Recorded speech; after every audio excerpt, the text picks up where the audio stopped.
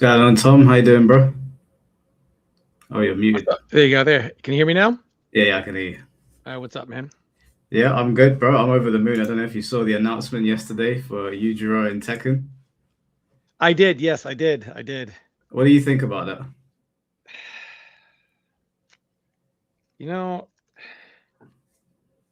not the biggest fan of that, man. You know, What? Can you tell me why? Obviously, that this is the best possible outcome for me, but well, I mean, just in general, like I would prefer another. I don't know. I'm not a big fan of like guest characters and things like that in general. oh yeah, I mean, if you had to select somebody, it would have been like somebody from the roster. But in terms of like guest characters, because we know all fighting games are gonna have them now. Yeah. Yeah, I think As I far would as go that for goes, them. I thought it was an awesome pick. I'm just not a fan of guest characters, not specifically the character itself. I just I just don't like the way things are going of guest characters. Yeah, fair enough. Fair enough. All right. Well, today, Tom is basically going to be breaking down what his version of MK would look like if he had funding from NRS or if he was brought onto a system. That we've got two documents, I guess, you'll be working through. You want to start Yeah. the basic one first and then the other Yes. one? Okay, Yes. cool. And yeah, if anyone has any questions, then let me know and I'll relay them to Tom the best I can. Ask Tom to do design document stream for DOA 7. I've never thought about it. I've thought about DOA, but not like to the degree I have with Mortal Kombat. Um, like I wanted to. I don't know what made me do this. The whole Google Doc that I have, I just gave you the highlights, in a Word doc, but it's well over 100 pages that I wrote out as if I were to give a binder to Ed Boon.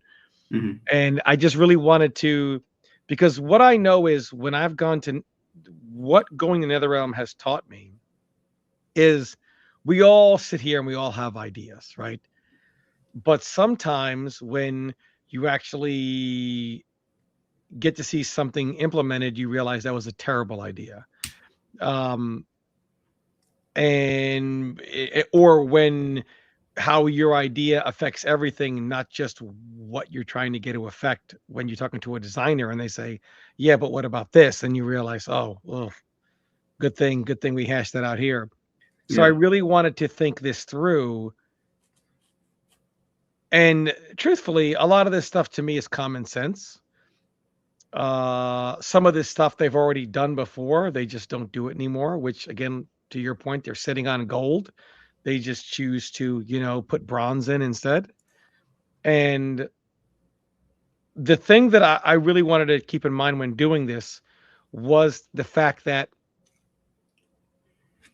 the mistake they oftentimes make is they start a new game from scratch, all while correcting a problem from the previous game, but that problem no longer exists. So their correction to something that no longer exists creates a new problem. Mm-hmm. And so I wanted to do that by starting fresh from scratch. There's much more I would want to do, but we need to build a base version of what Mortal Kombat would build off of going forward. Okay, before we start, I wanted to show you something. I got something the other day. I think you'll like it. Give me 2 seconds. Let me grab this. Sure.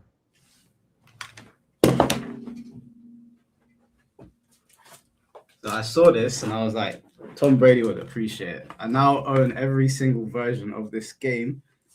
Okay. This was the last one. The sealed copy of DOA2 Wow. Hardcore. DOA2 Hardcore. That is, wow. I remember the day I got DOA2 LE. I remember the day I got that one because we didn't have Hardcore yet. It hadn't been released yet, but LE was kind of like a pseudo DOA Hardcore, more stages, put Bayman in, etc. I remember the day I got that. I mean, I loved DOA2. DOA2 is my second favorite of all time. Yeah, this game's incredible. Yeah, I love DOA. Yeah, it's resealed, but it's basically brand new. I saw it and I was like, I can't. This is the only one I didn't own, so I was like, I need to grab it, and it was cheap. I got this and Real Bout Fatal Fury 2. So yeah, tag Tag system in this game is insane. I mean, DOA 2, Itagaki, people just don't. I would study that game. Any developers that study that game, because Itagaki really, I think, cracked the code for at least one game. Yeah. Every developer still looking to crack. All right, let me bring up. So let me make sure this is the right one. So that's the second one, right? This is the one we want. Online modes, yeah. Okay, it's not. Okay, I had the wrong one then. You zoom in. Yeah, let's start with the top. Yeah. Okay, cool. Okay, so obviously, before we get to gameplay stuff, like, online. Now, people will ask me about story, but that's that's a lot to consider. But some of the answers are here. So obviously, your online modes are going to be, in general, I would have 1v1 in tag. That's very important. You would have your casual combat mode for 1v1 in tag. Combat League. Ideally, I would love to see Mortal Kombat get to a place where Mortal Kombat could, if they wanted to, hold solely a Mortal Kombat tournament, and you would have people there for 1v1 and tag. It would no longer need to piggyback on the rest of the FGC. And I think if it got to that spot, it would command a significant more respect, and you would see more sponsorship, more money in Mortal Kombat, fatalities or not. But to start off, I would have Combat League just with 1v1, maybe tag, maybe not. Obviously, private match. I would do individual character rankings, something that, especially when the game is brand new and you want to learn new characters, because the game just came out, and you pick your one character, you're in Combat League, you level that character all the way up to whatever high rank it is. Let's say it's Elder God. Then you want to learn a new character. Well, that character would start out as an Elder God going against other Elder God players, and you don't know what you're doing yet. So you would then need to create a new profile, a new PSN, or a new Steam name, which is impossible to do on Steam. It's dumb. You'd have to have a 20, one Steam name for every character. So it's not even practical. And then level that new character up from, as opposed to, okay, my one character is this rank. My other character that I've never touched before, it's going to start at apprentice again. It's just better to do that than say, well, good luck on Steam. You need 25 Steam names. Good luck on PSN. You need 25 PSNs. It's just not very user friendly. This way, you can learn your characters one by one. You don't need to create a new profile every single time you want to level character up. Yeah. Obviously, online practice. And you would obviously default to this every time you're queuing up in any mode, even if it's tag mode. So whether you're doing 1v1 tag, whether it's Combat League casual, you still have that. You're going to be in online practice. King of the Hill with Forever King, that was missing from MK1, but I think it's very important to do that, to have that both in here. Then I would have what's called a Tournament King of the Hill. So in a Tournament King of the Hill, it would still be, I believe King of the Hill is what, a 10-man lobby? Is that what it is? It's been so long. It's been so long since I played Chat, King of the Hill. how many man lobby is an MK1? Is it still 8 or did they make it 10? Do we know? I remember it being more than 8 for some reason. I can't remember the exact number. Yeah, I'm not really sure. Is it 8 or 10? Does nobody in chat know? I don't think it's been so long because MK1 didn't have it. Let's just say 8, whatever, whether it's 8 or 10 or whatever. In a Tournament King of the Hill, there would be an additional 2 spots only for spectating. So they wouldn't have to be combatants. So the 2 people that are holding the tournament, they make a King of the Hill. And let's just say there's 8 spots of, let's say it's an 8-man King of the Hill, but the 2 spots would be the spectators. That would not be whatever. So it allows the spectator and the commentator to not have to do, okay, you lose, you pass me the king, you this, you that. It avoids all of that rigmarole. And the tournament organizer can choose and move who goes next, like who are the next two, right? So they can organize it that way, and it can be a King of the Hill that's done in a set format. So the two people that are playing will be whatever parameters you set. They're playing a first to two, first to five, I mean, a first to two, first to three. So the two people you have against each other, it's already in that format, and then you can move on to the next one, like whatever, and you can have people in there waiting. So it allows you to put more players in, and you would just have a spectator spot for the two people that are holding the event, the commentator and the one streaming it, so on and so forth. And I just feel like it would make tournaments move a lot smoother. You wouldn't have this. Obviously, there's always going to be DC issues. You know, in a perfect world, we wouldn't have that. But and this idea would have to be tweaked. Obviously, right? It's not perfect. We'd have to, like, some of this stuff you'd have to try to implement and see where the pros and cons are, where are the issues.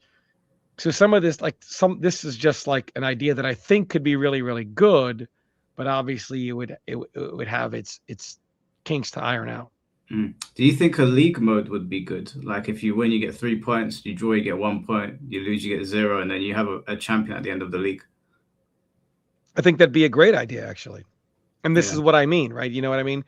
More people, more ideas, and some ideas will be better than this. Like an idea could start as one thing and it finish at another that's much better. Yeah, I think you can really help foster a community doing that. Like you don't even have to have league public. You can create a lobby, 10 people in there, round robin. You do a league, and then there's a champion at the end of it. I think that could be pretty cool. Yeah, absolutely. Obviously, I would put a motor combat, a chess combat, and a puzzle combat in. And I would basically, while you are queuing up for those games, you would just be playing the computer. Right. Like Okay. a game against the computer would start just in, I'm assuming these modes would be great for the first year or so and it would slow down. You know what I mean? So as those people are queuing, I don't want them looking at the screen. And in these previous MK games, I know you could play puzzle combat online and I think even chess online, but you couldn't do the motor combat online. So this would be the first time you get access to something like that. I would swap chess combat out for snakes and ladders and do a Mortal Kombat version of that. And I think it would be really cool if there was like a Monopoly Mortal Kombat built into the game. We can go around stealing different realms or buying different realms and sort of doing a Monopoly version. I think new mini games would be really sick. I think chess combat's the only one that I've heard people over and over again say bring that one back. I mean, and they can always patch more modes in. This is, what I think they could do early on in the game. Yeah, it works. We already know people like it, so it works. Yeah, exactly. It works. Exactly. It's something easy for them to port in. That's the only reason. And the offline modes, obviously 1v1. Now, in this game, there would be no variations. There would be no cameos. Characters would be their own character. We're not splitting characters in two, et cetera, et cetera. You would have arcade ladder, which is just, your normal, you get your characters ending. Now, story mode would no longer be done via the chapter system. It'll be done conquest mode style. Mm-hmm. The chapter system, I think, has run its course. It was okay in MKDC. It was okay in MK9. But I think currently, the chapter system has run its course. So I would do it via conquest style. And you can play as this character through X, Y, and Z. And then the mission takes you here. Now you're this character. But it's done open world conquest style. And I think that's the best way to tell the story. And I think that's the best shot they got in rebooting everything the right way. You could do something where an elder god in the future goes back, tells Raiden pseudo MK9 tells Raiden a message in Armageddon. Then it's one force against another. They make sure Shao Kahn doesn't win, and the story gets MK story is rewrited with it leaving off after Armageddon, with before all the time and the this and Sindel killing everybody and Raiden killing Liu Kang and but you can do that, I think, easier or more in a more fun way, conquest mode style, than you can just the chapter system. I think one of the main things for story mode that I want to see change is they need to be consistent with their power scaling, and they need to stop letting characters win because it's their turn to play with. So if we play conquest mode and it goes over to Jade, you can still tell her story and she can still lose fights. She doesn't need to win all of her fights. I think it really messes up the Exactly power right. scaling when they do that. No, exactly. I agree. I agree. Even if you win the individual fight, you know what I mean? Have it like stop at the end and something happens and she still loses. You know Yeah, what I yeah. mean? Like Tekken. Yes, exactly. That's what I would do. Not that you are now the most powerful warrior in all the realms because it's their chapter. Yeah. So no, 100%. I would obviously have a practice mode. There are so many. I mean, I would be here for an hour if I went all the features I would have in this practice mode. That would be. It's a whole different document. What's But the 5 main things that you would like to see added to MK practice mode?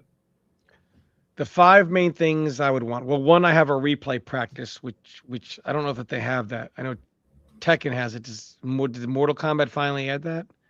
Like a replay Uh, practice?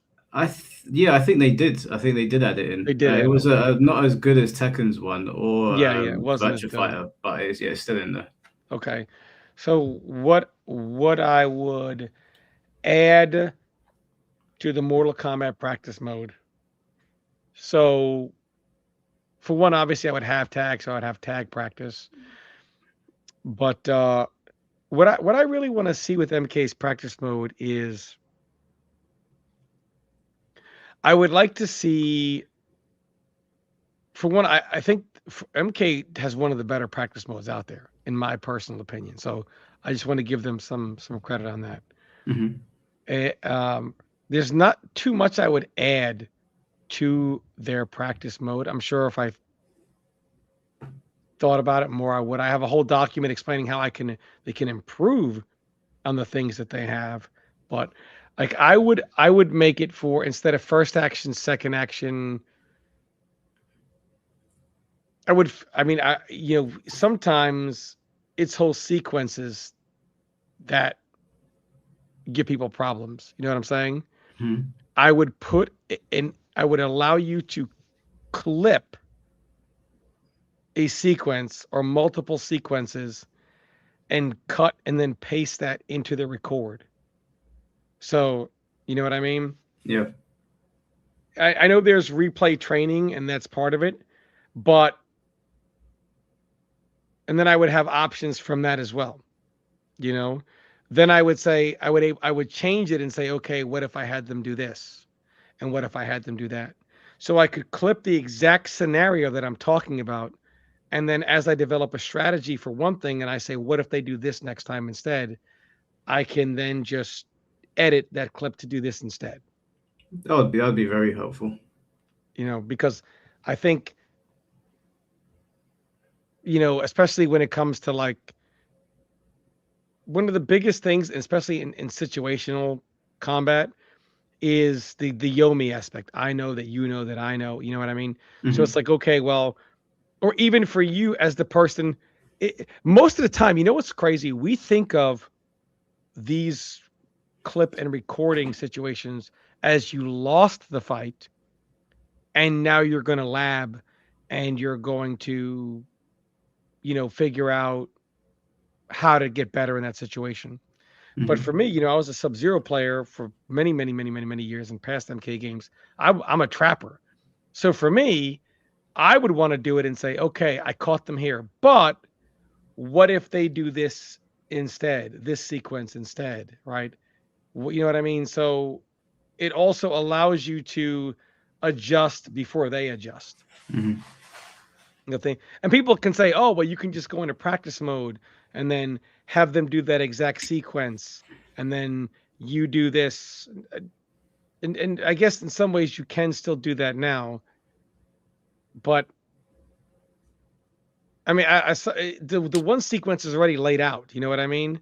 So you might as well just be able to import it. I'm sure there's some cool shit you can do with that, but just something like that, I would tweak. I would play with that a little bit. Mm-hmm. Obviously, Motor Combat, Chess Combat, Puzzle Combat, will be an offline version as well. And again, I only have these 3 in here and not more because they've already done it. It works. They can put it in without effing it up. No offense, NetherRealm.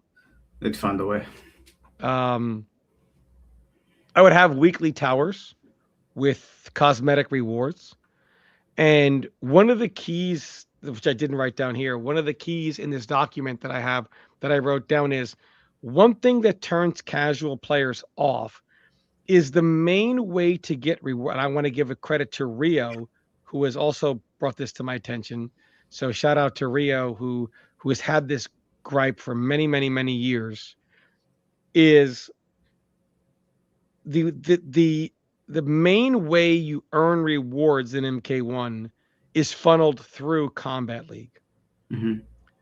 And most people, Combat League is a turnoff for a lot of casual players. You know, which is why you'll have people grind to like Grandmaster and they're done. Oh, my rewards at Grandmaster. You know, but what if their reward is higher? It just makes them. They don't really enjoy their time. They just want to get the reward they want and be done. I would allow rewards to be earned in so many other ways than Combat League. Combat League wouldn't be the main reward system. There would be cool Combat League only rewards, but I wouldn't funnel players through Combat League as the main way to get those rewards. Mm-hmm. It could be like through weekly towers. It could be through, combat coins, that you can earn, and then you can actually customize I forgot to put that in there, character customization. That's in there also. I forgot to write that in there. It's in them. This is my shortcut, so I was just working through it quick last night. I have it in my document files. You would be able to earn whether you play anything you do, versus mode, Combat League, puzzle combat, chess combat, whatever you're doing, you would earn these combat coins, which you could then use to purchase items that you can then customize your character with in a customizable mode. Of course, there will be some rewards that you can't get because that's Combat League only. So those players deserve something special if you're going to grind and sweat it out to Elder God. Mm-hmm. However, casuals wouldn't feel like their main way to get rewards is funneled through Combat League. Which for a casual is the most unenjoyable thing in the game. So I don't want to lose those players. So what would you attribute to Combat League, or would you keep it like Tekken where it's just a PNG that you get? You mean as far as like what if you take away the reward system from Combat League and put it into towers? What do you replace it with? No, I would still have special Combat League only rewards as well. I just wouldn't but there'd be a gazillion rewards throughout the game. So Combat League would be a very, very small fraction of the rewards that can be earned. You see what I'm saying? And right now it's a large portion, because if you look at MK1, you have the Combat League skins, right, that you earn in Combat League, which are atrocious because they're just recolors of one thing or another, right? And then once you get into Combat League, you also get awards based on how far you advance in the tier system. But as you win fights in Combat League, you win currency that you can buy these ugly skins with. And I don't know why that's limited to Combat League. Why not just make a system in which everything you do gives you these special coins, which allows you to buy cool stuff to customize your character the way you want them to be customized, as opposed to it just being limited into Combat League. Right. Okay. Because even the coins are earned in Combat League. I mean, you can get stuff to, what is it, gamble in the Dragon Shrine or whatever that nonsense is, right? But as far as like coins to buy stuff, yada, yada, yada, every season, that's done in Combat League only. And in the way I have it, every new season, there would be more customizable stuff added into the customizable outfits. So it's not like season 1, you've unlocked everything, you're done. When season 2 comes around, there's more customizable stuff for you to unlock. Yeah. Obviously, there would be a store as well, but I find that if you give people so much stuff into the game, they don't mind shelling out money here and there for the next cool outfit. It's if they feel like it's a matter of perception. If people feel like you took all the cool stuff out of the game and locked it behind a paywall, fighting game players will naturally feel like some of this stuff would have been unlockable or able to earn, as far as like throughout my time fighting, as opposed to, and some stuff in MK1 that they sold was available, but most of it was shop only. But in general, in the FGC, the sentiment overall is that some or most of this would have been available naturally in game, but instead you didn't put it in the game, you locked it behind a paywall. If you give them enough in the game, they will then say, I don't feel like stuff was taken from me and locked behind a paywall. They will feel like stuff was given to me to play, to earn, to unlock. But there's also other cool stuff, which I understand they got to make money, as in general as a studio. And I don't mind paying for that stuff. I think they would make a lot more money that way, as opposed to not doing it at all, and people feeling like, well, I got to pay for this shit. Yeah. Yeah, I definitely feel like if you give me enough in the base game, like I always say this about Helldivers, I feel like it gave you enough in the base game that when they bring out a new War Bond, I'm like, I've already played for like 500 hours. I'm pretty satisfied. I'll pay for the extra War Bond to try out the new equipment. Exactly. And there will also be more unlockables in the crypt.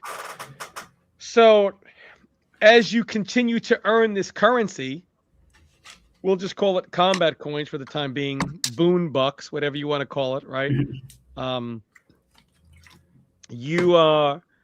You can also spend this currency in the crypt, which is not like Shang Tsung's Island, but it's not going to be like its own mini game. But the crypt in games like MK9 and MK Deadly Alliance were just really cool, So that will also be in the game. So I just feel like. Can I ask you though, Tom, if the story mode is going back to Conquest and it's really big and expansive, is it not a good idea to put the crypt in Conquest mode, so it's like a section of a realm that you can you can put it in there. Yeah, it would be a section in Conquest mode, but you got to go into the world, go into the crypt.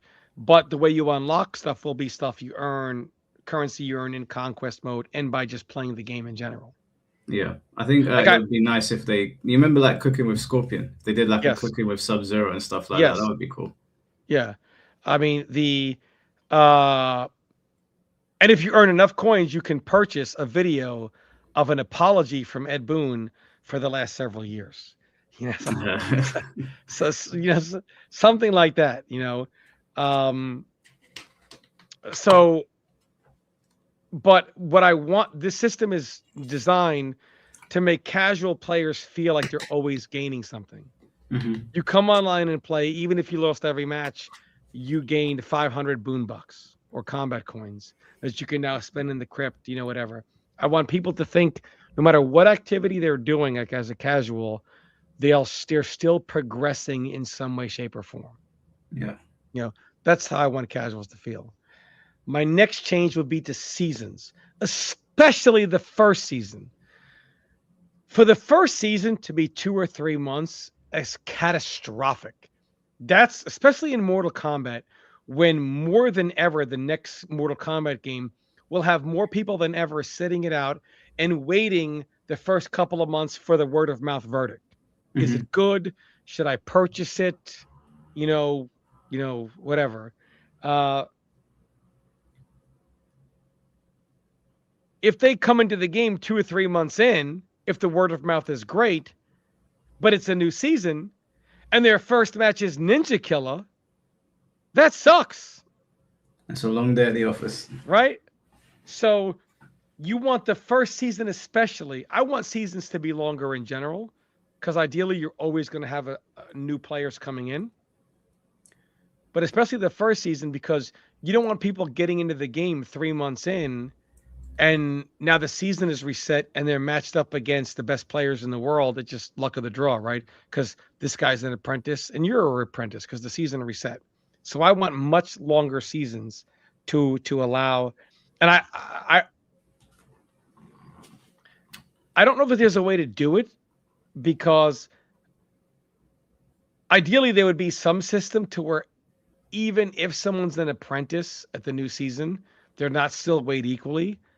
But I don't know if there's a way to do that, because it's all based on points and rank and it all gets reset. You know what I'm saying? So I'm thinking. So I play a lot of Pokemon Champions now, and they do the resets every 30 days, and the community seems really happy with it. I'm quite happy with it as well. I don't know if that translates to Mortal Kombat, if a shorter season is a good thing, no, it doesn't, because Pokemon is not a fighting game. but you end up back in like the Pokeball ranks with people that were playing in Master Ball rank. Pokemon is not a fighting game. But I think the premise is the same though. Like you are gonna What end up sells back more, in Pokemon or fighting games? Pokemon. Which has more bodies in front of it, Pokemon or fighting games? What do you mean bodies in front of it? Bodies in front of the game, in front of the screen, Pokemon or fighting games? Pokemon. So which can least afford to lose anybody? Pokemon. But I Fighting think games. Fighting game, because they have less people to start. you said least So afford to to or lose, yeah. oh yeah, Fighting yeah. games, yeah. Fighting games cannot, it's not the same thing. I think, but my only thing is that like people are like they have very sort of like short attention spans and they get bored very But quickly. it's different when you lose in Pokemon than when you Right. lose in a fighting game and you say, I didn't even get to move. It's not. That happens in Pokemon.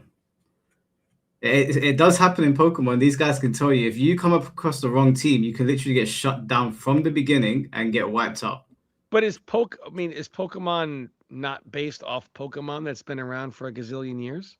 Yeah, but the competitive side of it is different to like what you see on TV. It can be really difficult. You can get completely locked out on the first move. If you move wrong, you can die. Your entire team can get wiped. I just think Pokemon's its own thing. The only reason I'm saying that is because I know a lot of people like TikTok brain, like their attention spans are so short, and I think that does extend to fighting games. And I think when it's constantly refreshed, they're like, okay, cool, it's a new season, I can do this. When it's like 3 months in, I'm wondering if people are dragging their feet and they're like, oh, I'll just wait until next season. That's what my main concern with like making long seasons would be. It would be no different in Mortal Kombat. See, fighting games are not like Pokemon. You don't need something fresh to kick it up. You're Mm-hmm. still playing the fighting game. Mortal Kombat, Pokemon already has a massively built scene. Mm-hmm. Mortal Kombat needs to build one that's sustainable. Maybe down the line they can make it every 30 days. Maybe in the next MK game they can do that. We just need to build a base of a loyal, hardcore, standalone, don't need the generosity of any other part of the FGC to have the community stand on its own. We need to build that. So how many months would you have a season then? The first season would be 6 months. After that, I would make it much shorter. 6 months for one season? For the first season. Oh, I can't coincide that. I thought you were going to say 2 months. 6 months okay, is insane. 4 months. 4 months. You can still make no. You can still patch the game during the season. Right. So you would still patch the game during the season. Put it this way, the ranks wouldn't reset for longer. I guess me saying seasons is the wrong word. The ranks would not reset for at least 6 months. You can change the game, but the ranks will not reset. Okay, so then what would be the point in the seasons if the ranks are not resetting? The point would be that you want to realize that more newer people are going to be coming in at a later point in the next MK game. So resetting the game at that point would be catastrophic. I don't know. I think that's the first point. I think it could backfire if they take long to reset a season. Because I think all games are doing that. You know what? I don't think so. Because if you're a top player, if everything in this document that we're going to go over was done, I think you would say, if you give me all of that, I'll sacrifice at least the first season to be longer so we can bring more new players in if you're going to give me this type of a game. Maybe. I think the only problem that I see is that if new players are coming in and you're doing like a 6-month season and they jump in 4 months in, they're just going to be like, well, I can't bother. Are they going to look at the numbers and be like, I'll just wait until next season? Whereas if you're constantly resetting every 1 to 2 months, I think they're more likely to be, okay, I'll jump in. I'm more concerned with them being matched up. If they can fix this problem, then it's fine. I'm more concerned with a new player day one and his first match is Ninja Killer. What about placement matches then, like Street Fighter? So you do 10 matches, they work out how good you were in those matches, and they place you in a ranking. I'd be okay with that. So you wouldn't have to start off at the lowest rank. Yeah, unless you lost all 10 matches, then they're like, okay, then that's fine. I would love that. Yes, amend that. I would do a placement system in every new season. Yeah, placement systems work really, really well. Perfect. I agree. Refining, thank you for the $20. This is great content. I've been saying that MK has so much untapped potential. I was also there at the beginning of the franchise. It has really fallen off, but if they listen, they could really come back out on top. I think there's a chance I think there's a chance you could end up at NRS, Tom. Don't know why. I just have this feeling in my stomach that someone's going to reach out to you. I think it's possible. No shot. Gockenstein, thank you for the $5. That is a horrifying profile picture. Just make rank resets like MOBAs. MMR hard resets quarterly, while your rank resets months. Or your actual rank resets months. I don't know enough about MOBAs to really make a comment on that, but I know they're successful. And Bazooka, thank you so much for the 10 gifted memberships, bro. It's a beautiful dog. Appreciate you very much. All right, yeah, I think that's probably the only point of contention I have with all of this, but I think we can agree on placements. I think placements will work really well. I have a few more things. Let me pull up my Word document. Hold on here, because I scroll up a little bit. I might remember when I look at it. I was looking at some of this stuff and I was like, "There's more that I forgot." There's more to this that I forgot. I don't want to run too long on this because I want to get to the gameplay. So go to the gameplay. There's a lot more in the actual Word document on these things here. Just out of interest for me before we go to the next document, if they said to you, how many characters would you say is ideal to start off with a Mortal Kombat game? 28. And do you know what that starting roster would look like? Yes. What would it look like? You'd have the 7 main characters that started Mortal Kombat. You know, then everyone that was in MK2. So everyone that was in MK1, 2, and 3 would be in the game. Okay. In 4, I'm sorry to say it, would not put Reiko back in the game. Yeah. I put Shinnok though. Shouldn't put Shinnok in. Shinnok would be in. Not putting Shinnok in. I'm going to keep Noob Saibot in. How many characters is that? Let's see. You said everyone up to MK3. Are you saying trilogy or just MK3? 3. Or UMK. Oh, UMK. UMK3 had 22 playable characters. Sub-Zero, Ermac, Jade, Katana, Melina, Reptile, Scorpion, Cyrax, Jax, Cabal, Kano, Yeah, but some of them are in 1, 2, and 3. So you know what I mean? So that's why it's not, Yeah, this is broken it down. Console exclusive was Human, Smoke, Noob, Cyber, and Rain. But yeah, the only one on here I would take out is Striker. I'm sorry, but I know he's an OG, but that character's... No, I would not take Striker out. That's for you, Diddle. Diddle, you're finally going to get your Striker. No, fuck Striker and fuck Diddle as well. Just take Striker out of the game, man. Stupid ass character. Unless they redesign him. If they redesign... Actually, Striker was my inspiration for one of the mechanics that I put in here. Who? The one of the counter hit system. Striker was my inspiration for that. I mean, if you changed him up, then you can maybe sell me. But the classic Striker, that's a wasted character slot. He's just generic cop. Recast Striker as Will Smith and Bad Boys are playing. All right, let's get to so comeback mechanics. The first thing I wanted to tackle was Fatal Blow, because so when it comes off as MK bad, look at Fatal Blow. The number one pushback we get is, but every game has this, right? It's just the way modern fighting games are, right? Tekken has Rage, MK Fatal Blow. You can go to every game and look for comeback mechanics, right? MK is no different. But I sat there and I thought, and I said, I tried to imagine. I got this from Albert Einstein. It's called thought experiments. This is one of the ways he came up with light speed, how it would work. I was imagining two casuals playing each other.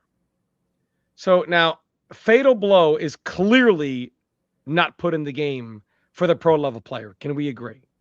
The comeback mechanics are not put in the game for the pro level player. Now, one casual gets hit by Fatal Blow. What's they're about to win. The guy scrubs him out with a quote unquote, I hate the term, but scrubs him out with a Fatal Blow. What are they saying? F this move, right? Yeah. F Fatal Blow. F this game. The people you made this move for, they don't even like it. Now, I also thought somebody will always say, well, they like it when they beat somebody with it, but they also don't like it when they get hit by it by some other unknown casual that they feel is beneath them. So what I thought about was, of course, every casual loves something when they're on the giving end, but hates it when they're on the receiving end. Mm-hmm. However, there are different ways to be on the receiving end. There are certain things in fighting games that if a casual is on the receiving end of, their reaction is, ooh, nice, man. You know what I mean? Like, they hate it. They got hit. They lost, right? But their reaction isn't F you, right? Their reaction is nice. Oh my gosh. Good read, good call out, or good whatever, right?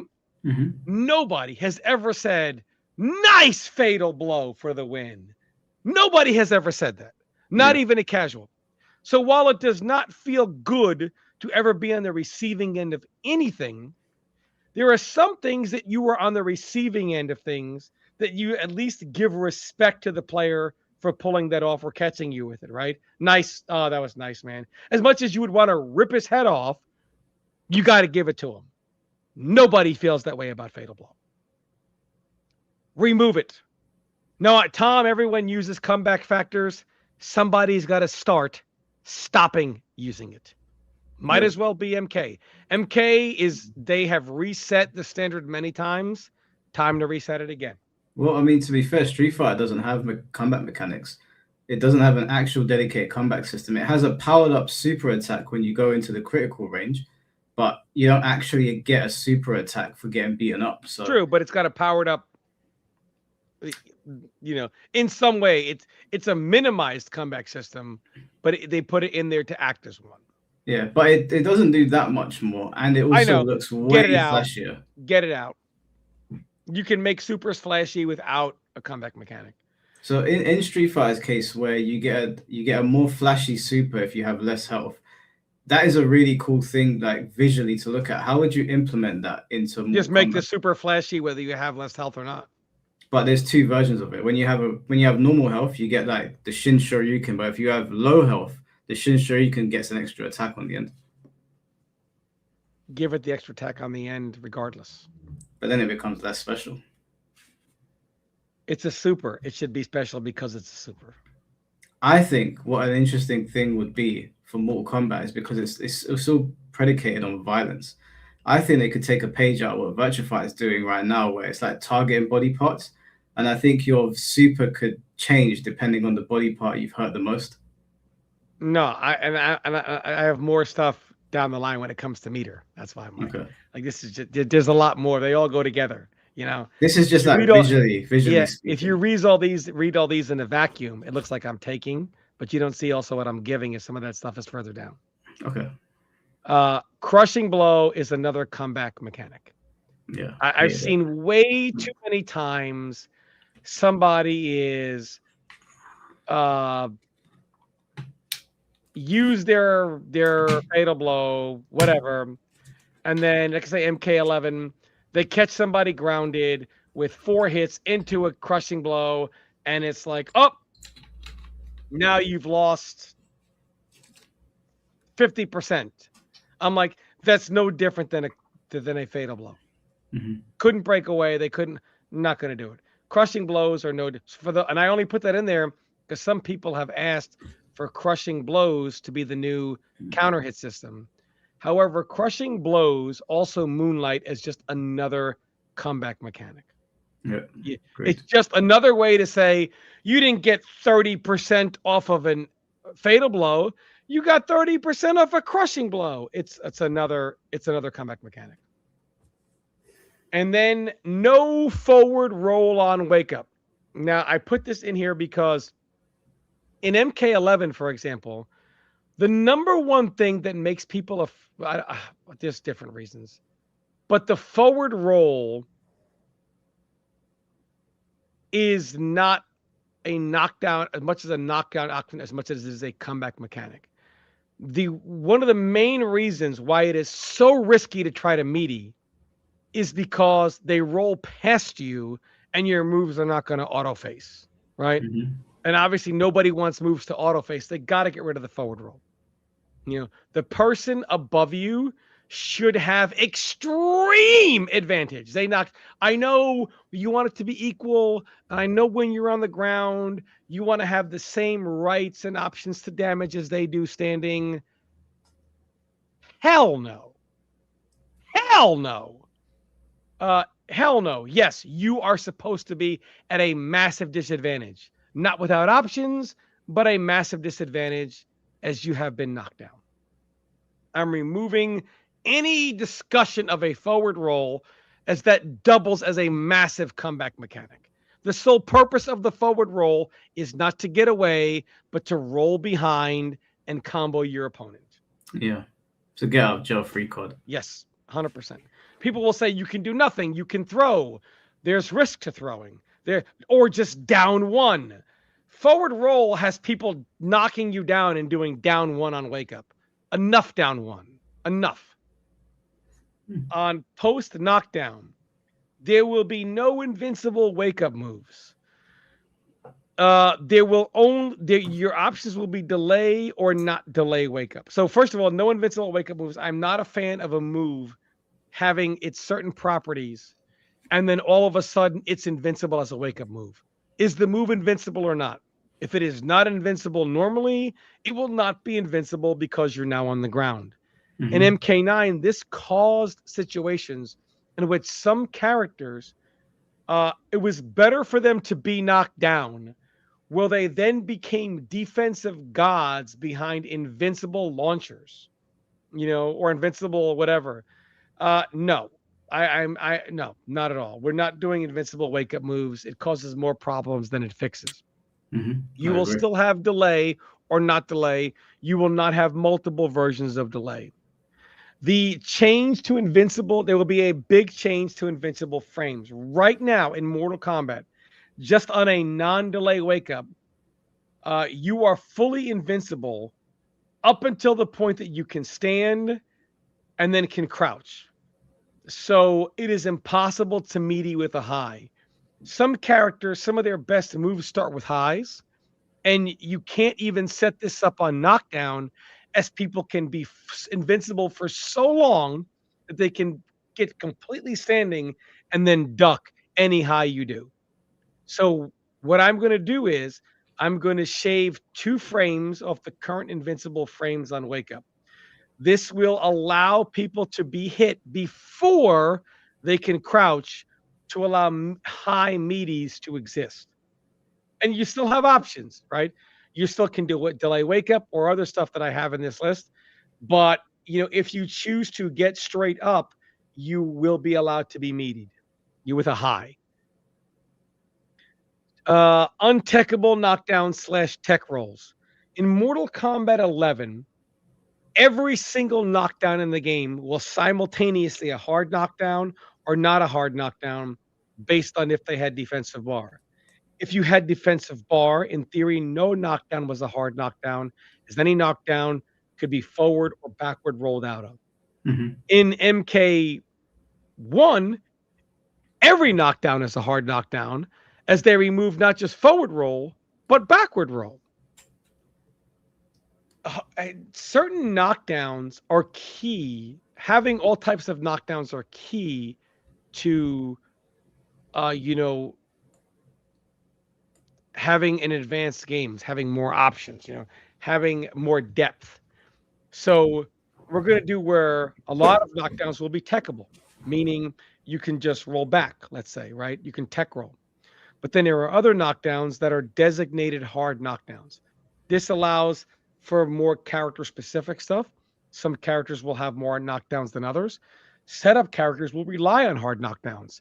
But it's not like, oh, every move I have is a hard knockdown. Which ones are not. I would also have tech traps, which I didn't put in these notes here, for if you read a tech roll. And we're going to get into this in a second. Mm-hmm.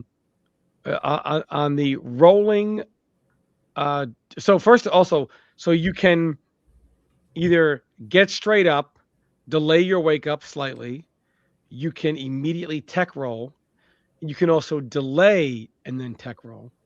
Now when you delay, right, if you delay and then tech roll, your tech roll will not have any invincibility. If you delay, you only have X amount of invincible frames, right? So the same amount of invincibility for getting straight up will apply to delay. So the invincibility frames will cover you while you're grounded, but as you are rising, you will basically have no invincibility frames. Mm-hmm. So the problem people have is they guess delay and they still mistime their quote unquote meaty, because not only are you currently invincible during the entirety of your delay wake up, the invincibility frames are still afforded to you during the full entirety of you standing. This should not happen. In using delay wake up, you still get that grounded invincibility, but your invincibility frames will not apply to your wake up. So let's say it takes 22 frames to go from grounded to standing. Mm-hmm. You will only have 20 frames of invincibility. So if you're going from grounded to standing, the highs with no delay can still meet you. But your delay those 22 frames will cover you laying on the ground, but they will not cover those 20 frames. Will cover you laying on the ground, but they will not cover your standing, and they will not cover your rollback. So this is, and if somebody tries to jump over you, you can delay wake up. They're here. They jump over you. You can delay wake up and then roll this way, as you will also auto face if they auto face. You see my point? Okay. So it allows. There's still a mind game there. You know. So, oh, I'm going to neutral jump on knockdown, or I'm going to jump over you. No, you still have options, and you can still tech roll right away. So that's another thing, So keep in mind, you can get knocked down and just tech roll immediately. So I just, again, the person on the ground being afforded so much invincibility. I mean, in current MK, you've already chose to delay your wake up, which you're invincible for while you're grounded. But then why should the same amount of invincible frames be afforded to you as if you just got straight up? That Yeah. is an obnoxious amount of invincibility. It And seems also, unfair on the person that's just landed the blow. Feels like they've been putting a mix up. I mean, think about it. You stood there right over their body and did nothing while they delayed wake up. You could have been hit by wake up jump, wake up buttons, right? Whatever, wake up attack, whatever, right? Which we'll get to in a second, wake up attack. But you did nothing. You stood there, and then they still have an invincibility while they're standing. Why? You on the ground took all the risk.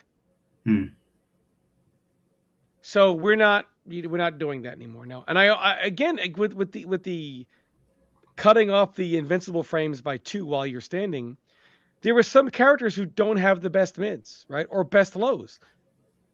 Some of their best options can be off of a high.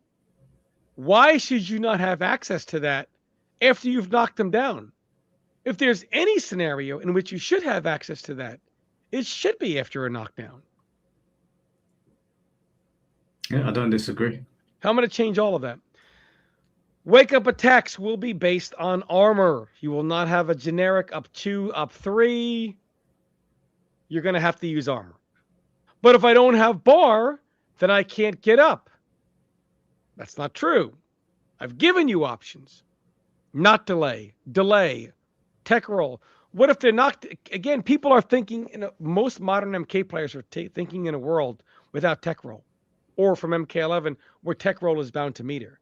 Tech roll is no longer bound to meter. Johnny Cage shadow kicks you, you're going to tech roll away. You're across the screen. There are plenty of knockdowns in the game, and more knockdowns than not in fighting games are tech rollable, not hard knockdowns. The hard knockdown is the specialty, is the special version of a knockdown, not the average knockdown. So you will still have options. When it comes to armor, there will be no armored launchers, and I have a million reasons why.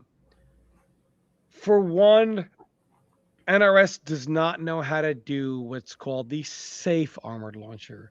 There just seems to always be safe armored launchers. Oh, okay, they got to say, oh, okay, we got that wrong. We'll go back and change it. No. They also have a proclivity to say your character identity will be tied to an armored launcher because of how powerful one is. Think original Tanya. Tanya was in a bad place in MK1 for quite a while, and I don't know where she is now, because they removed the safe armored launcher. That's what she was. That was her thing. And when they removed it, and they gave her several other nerfs, but that was the most impactful. Like the original Kung Lao was so bare bones because he was built around that safe or plus frame armored launcher based on the cameo you used. Right? I think they added the air hat begrudgingly after months of no armored launcher. And they just have a proclivity to build a character around an armored launcher and make them bare bones because that's what they do. They armored launch you.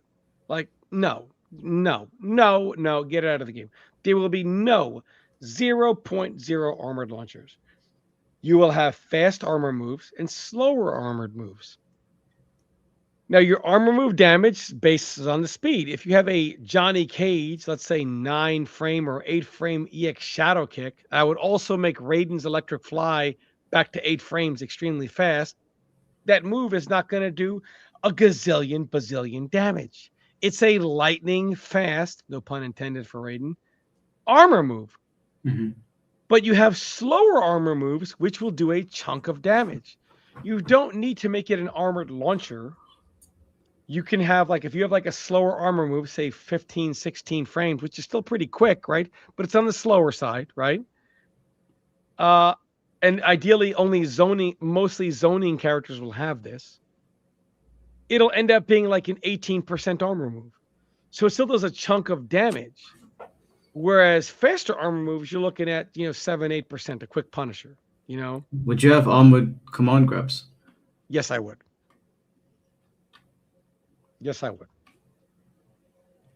Would you make them heavily punishable if they whiff? I would make them minus however long it takes the sun to turn into a red giant and hit the earth. Yeah, that's fair. Some people don't like making them minus for some reason. And we're going to get to that in the punishment system. I would keep reversals, specials, and reversal, quote unquote, normals, because it doesn't say reversal when you're doing normal, but we as MK players call them that because MK has never had what Tekken and other games have had, which is a buffer system when it comes to normals, which allows you to block the attack and begin to buffer the normal punish.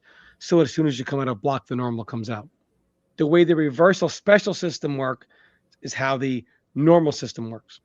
Now, so for a long time, it wasn't like this. For a long time, post MK9, because none of this was in 9, from Injustice 1, moving up until late MK11, because it wasn't an early MK11 either, you could be blocking something and buffer your special at a certain point, maybe several frames before you come out of block, and the special will come out 1 frame early to allow a punish. Now, normals come out on the frame, but you couldn't buffer normals several frames while you're coming out of block. Late MK11, you could. So I would keep that in the game. It's almost like a quote unquote reversal normal. This allows for a down to the frame punish, which was previously not possible in Mortal Kombat. What would you do with negative edge? It's in the game only now as release check, correct? Yeah, I think it's release check, yeah. I would keep the option to turn it on or off. Okay. Do you feel like it ever causes MK players problem, or do you think it's something that you just get used to? If you don't turn it off, it's terrible. Yeah, I think it's awful. I turn it off every time. That's why I'm wondering, why is it there? I'm glad you brought this up because I don't have it in this Word document, but in the main Word document, I do have it in. One, I'm still going to keep the special buffering system, short, medium, long, based on your preference. It'll say negative edge, not release check. I don't know why they use that term. You can turn it on or off. And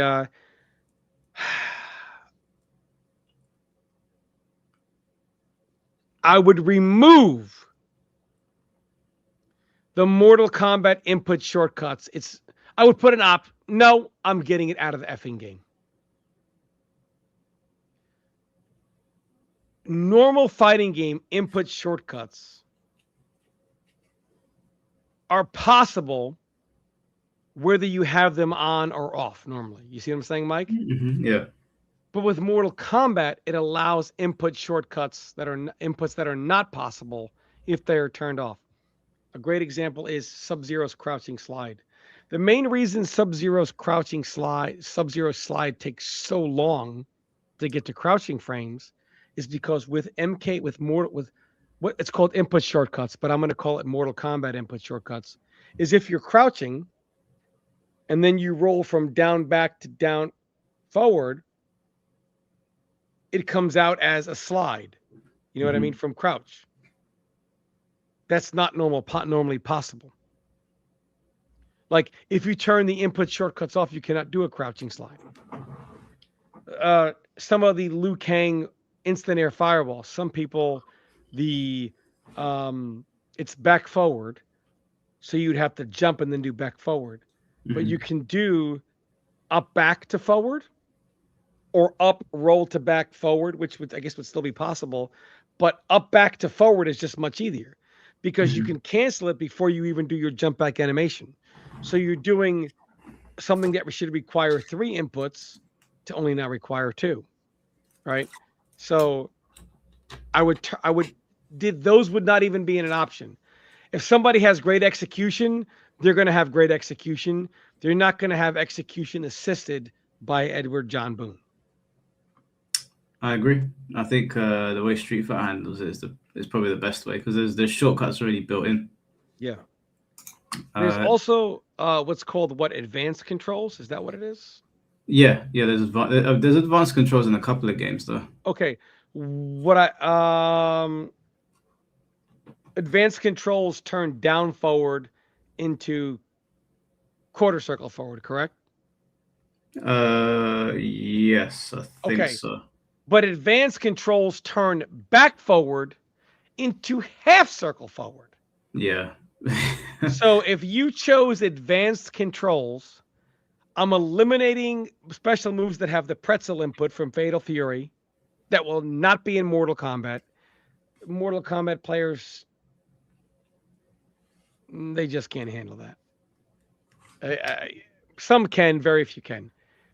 Someone like Chris G level can do that, but most can't. I'm removing the pretzel, and I'm back forward inputs will not be changed. So even if you put advanced inputs on, back forward will not be affected. Back forward will always stay back forward. You're not going to turn a 2 input into a 5 input. Refining, thank you for the $5. You tell me, but it seems like MK's fighting mechanics have become convoluted or overly complex and complicated as opposed to having actual real depth. I would agree. Tom, what do you think about I think the up block is the thing people reference the most. I have it in there. We'll get to it. I got it in there. I got it in there. I got it in there. We'll I didn't forget about you, that. Fate. I agree with you, Fate. I got it in there. I agree with this super chat though. I think that they've compensated when they didn't need to. Yeah. By the way, Fate had a lot of good talking points, but was dismissed simply because he was a quote unquote filthy casual. But if your ideas are right and good, what does it matter if you're a casual or a pro player?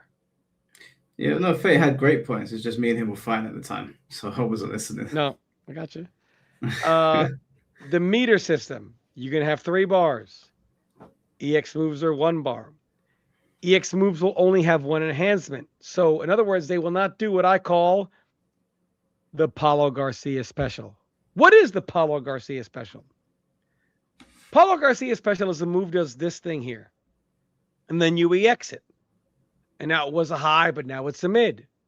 It didn't have armor, but now it does. It didn't launch, but now it launches. You couldn't be done in air, but now it does. So for some moves, 1 bar will give it 4 or more enhancements. Paulo, what the hell are you smoking? No. EX moves will only have 1 enhancement. However, I will not make EX moves as generic. Here's a fireball. Now it's an overhead. So I'm not going to make EX moves generic. So let's put that out there. I have a whole breakdown with even sketches in my notes. Mm-hmm. Breaker will be 2 bars. No more. We'll get to that in a while because some people will say everyone's going to be breaking. No, they won't. We'll get to that. I want to throw something in there. Something that I hate about MK. I don't like first attack getting an extra bar. No, I'm not going to put that in there. There will be no more first attack. Yeah, because you essentially just get a free breaker. Yeah, there will be no first attack. No. Yeah, I'll get that shit out of there. Is it MK9? Is this guy said this is MK9? Oh, Street Fighter Supers are 1 bar. Is this Street Fighter Alpha 1? I mean, no. Come on, man. Some things are just, come on, dude. So there will be no more. We'll get to why it's 2 bars. There will be no more meter burn attacks. Okay. I don't like meter burns. At least could you right describe now. The difference between meter burn and EX? Yes. So Sub-Zero and MK11, one of the most hated characters. While Sub-Zero,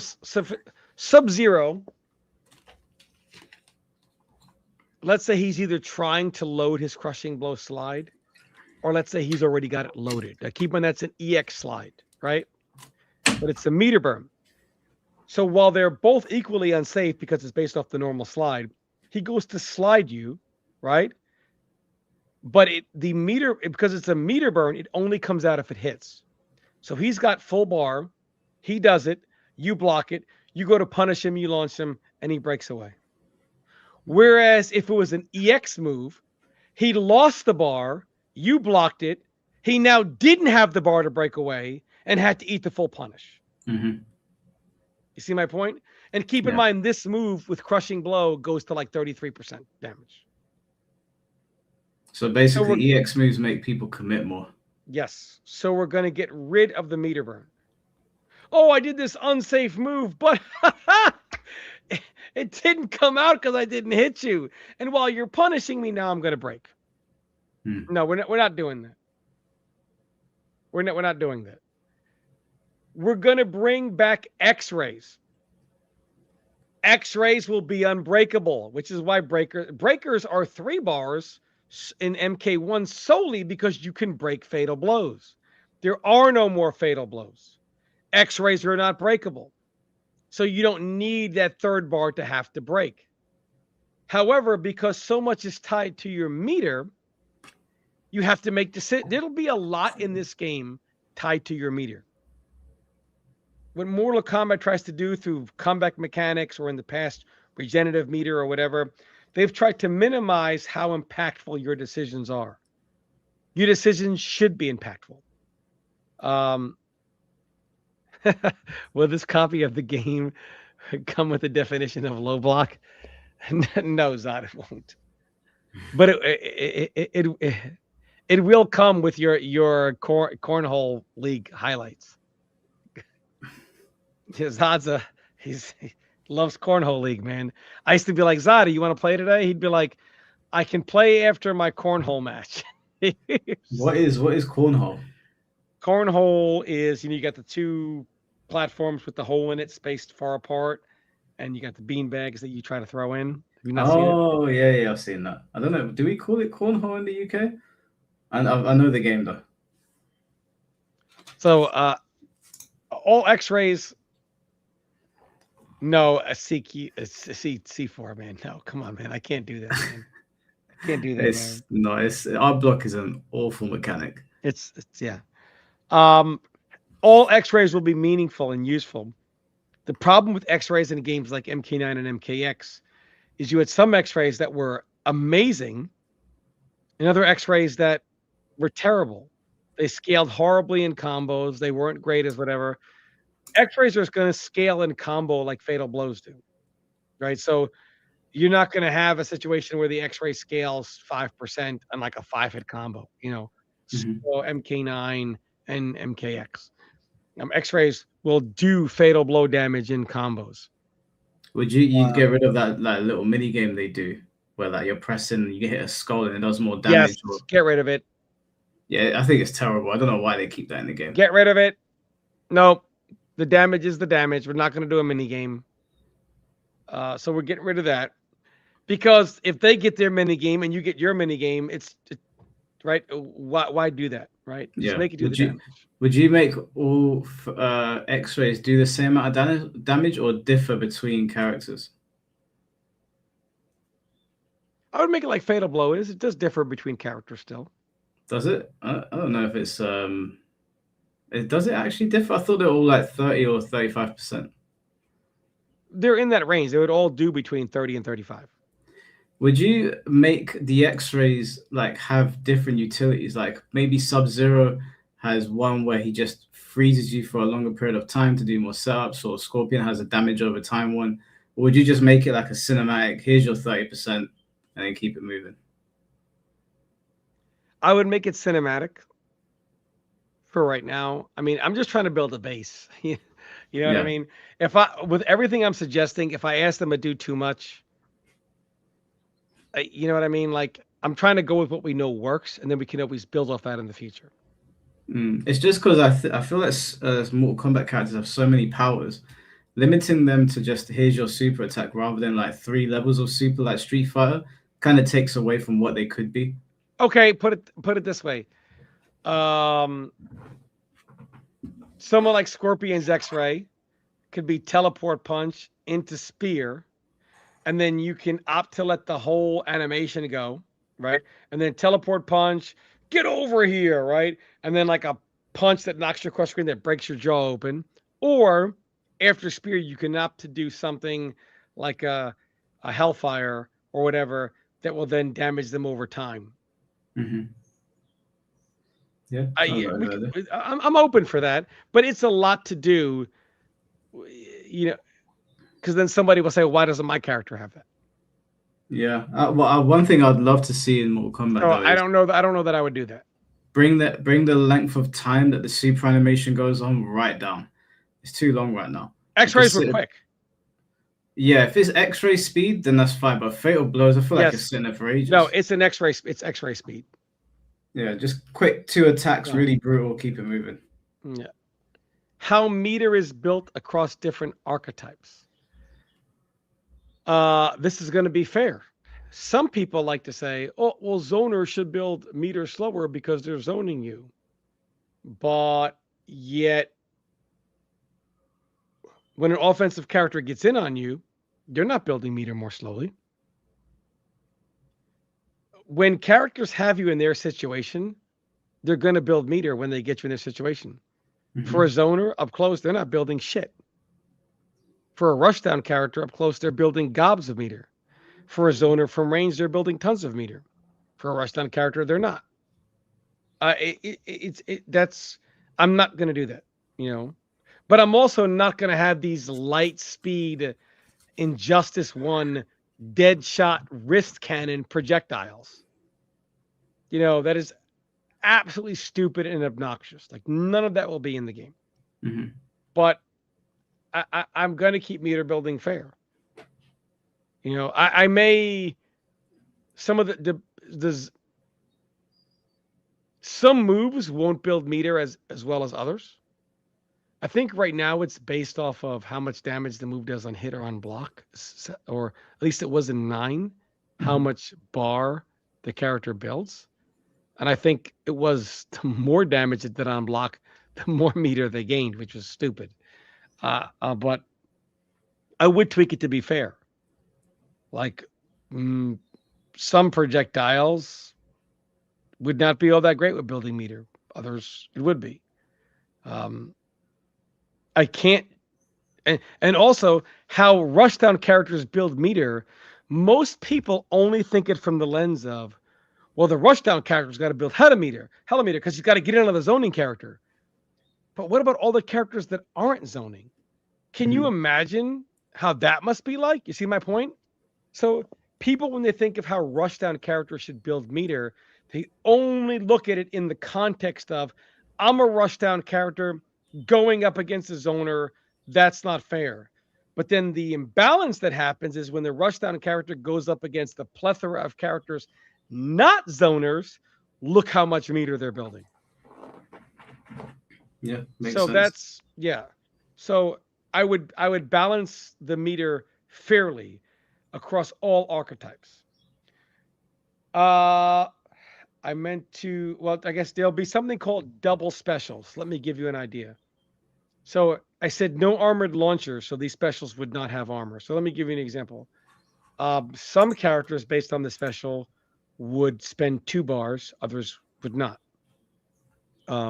Just based. So Kung Lao, if he did like an EX dive kick, could then do an EX spin, which would launch you. Right? Now, EX dive kick does not have armor.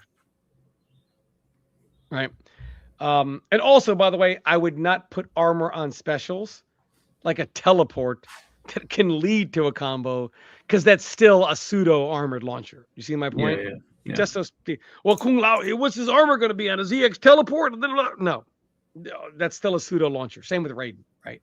Armor on his teleport would still be a pseudo launcher. I'm still ironing this out, but let's say Kung Lao hits you with an EX dive kick. He could then cancel into an EX spin, which would launch. Okay. Kung Lao's regular spin would be, let's say also, by the way, just Kung Lao design, let's say I would make it like 10 or 12 frames. Still good enough to anti-air. But his EX spin would be MK9 speed, 6 frames. Light speed. Great Punisher. Wouldn't have armor, but it would be a better anti-air and an obnoxious Punisher. But I'm assuming it would be very minus on block. minus a ton. Yes, which is going to get into the punishment system because we're not going to have these sketchy MK punishes anymore. Sub-Zero, for example, could do slide, not EX slide because that would have armor.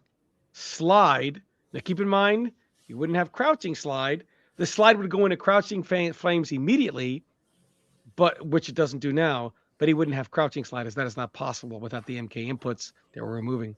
And slide would go into like EX Ice Ball, which would have damage scaling a ton because it would be an ice ball while the character's already considered launched. See what I'm saying? Mm-hmm. Or if they keep Polar Palm and EX Polar Palm, whatever. Again, but you know how Sub-Zero's damage scaling goes when he freezes you if you've already been hit and are considered airborne. Kung Lao's, I would be a double bar because you don't have that same damage scaling. And it would be something like a 45% combo, 50% combo, whereas Sub-Zero's probably slide to EX whatever would end up being like 25, 26%. So I would also balance that by character, by situation. This allows decisions to be very impactful as you need to decide what your meter gets used for. And there are going to be even more ways to use your meter as we go down this. But meter decision needs to be important. You can't just, I'll just use my bar for breakers. Oh, it's only 2 bars. Then how are you going to use EX moves? How are you going to use X-rays? How are you going to use double specials, right? All this gets factored in. Because you're not going to have infinite bar. You're not going to have a secondary mechanic giving you damage options for free. It's all tied to your 3 bars. That's why I had breakers be 2 bars. That makes sense. What would you? So I don't know if you're going to cover this a little bit later on, but this is just going back to like the general infrastructure in MK. Don't you think it's high time that we had like a jukebox? Oh, absolutely. I did. I have all this. I have a lot more because I didn't want this to be 10 hours. In the option, it's called Dan Forden's Den. It's Right. like, and it is every Mortal Kombat soundtrack in the history of Mortal Kombat, including some from the movie. Yeah, that would be really cool. As long as we don't get copyright strike, that would be nice. What do you say? Because this is the one thing that I've been banging on about for years about MK, is the fireballs passing through each other. Would you change that? I would not. You wouldn't? Oh my God. Why? It's MK, man. And plus, Ed Boon will never go for it. But it doesn't make any There's sense. no reason to even suggesting it. But it doesn't make any sense. And it'll never happen. If I shoot an ice ball and you shoot a fireball, why are they passing through each other? What is the justification for it other than it's MK? It's MK. That's what I'm going to go with. But that just means that MK is lazy in that regard. No, I think it's its own thing. But what does it contribute to MK versus what other projectile wars have? It makes projectile immune moves more impactful. It makes projectile immune moves more impactful. Like what? EX Ice Ball, for example, or there are other characters, right, that have what was it? Ferrator, when he threw Farah, it was projectile immune. Because she went under it. No, she can go through it. It's immune. Well, why can't? Or it would cancel it out, and if you did something else, it could go through it. Yeah, but Sub-Zero's ice ball clashes. Would go through it. Sub-Zero's ice ball clashes with the fireball. It just over prioritizes it. It cancels out the fireball. Yeah, but there are a lot of characters, or several characters, that have moves that cancel out the fireball. It's their projectile immunity. Yeah, but what I'm saying is that say you throw a fireball with Scorpion and you EX it, so you give it an extra hit, but you do EX Ice Ball, those 2 hits should collide and cancel each other out. But what you will get is they'll just pass through each other. And if I would do an EX Fireball, let's say it has 2 hits, the first one will be projectile immune, the second one wouldn't. This way it beats the first one, it keeps going. So they'll both get hit anyway. No, because the first one cancels out their projectile, the double fireball. What about if they both do it? Well, assuming they two scorpions? Yeah, if the two scorpions get into a projectile war. Okay, then they both get hit by it. Yeah. That is so lame. It's one of the worst features in NRS games. It makes no sense because whoever has the better projectile wins. You ain't fighting Sub-Zero in a projectile war when fireballs are passing through each other. You're losing every time. I'm gonna keep them passing through each other. If I go into the office, the first thing I'd change because Mortal Kombat's got so many quirky, interesting fireballs that you could have so many cool fireball wars, but it all goes away. There's no nuance, no complexity whatsoever. It's just they pass through each other. GG's. Imagine if that happened in Street Fighter. There would be a meltdown. I'm gonna keep that for now. Tom. I know. I knew, but I didn't put that in there. I knew you would hate it. It's just it's so dumb. It's the worst thing about Mortal Kombat.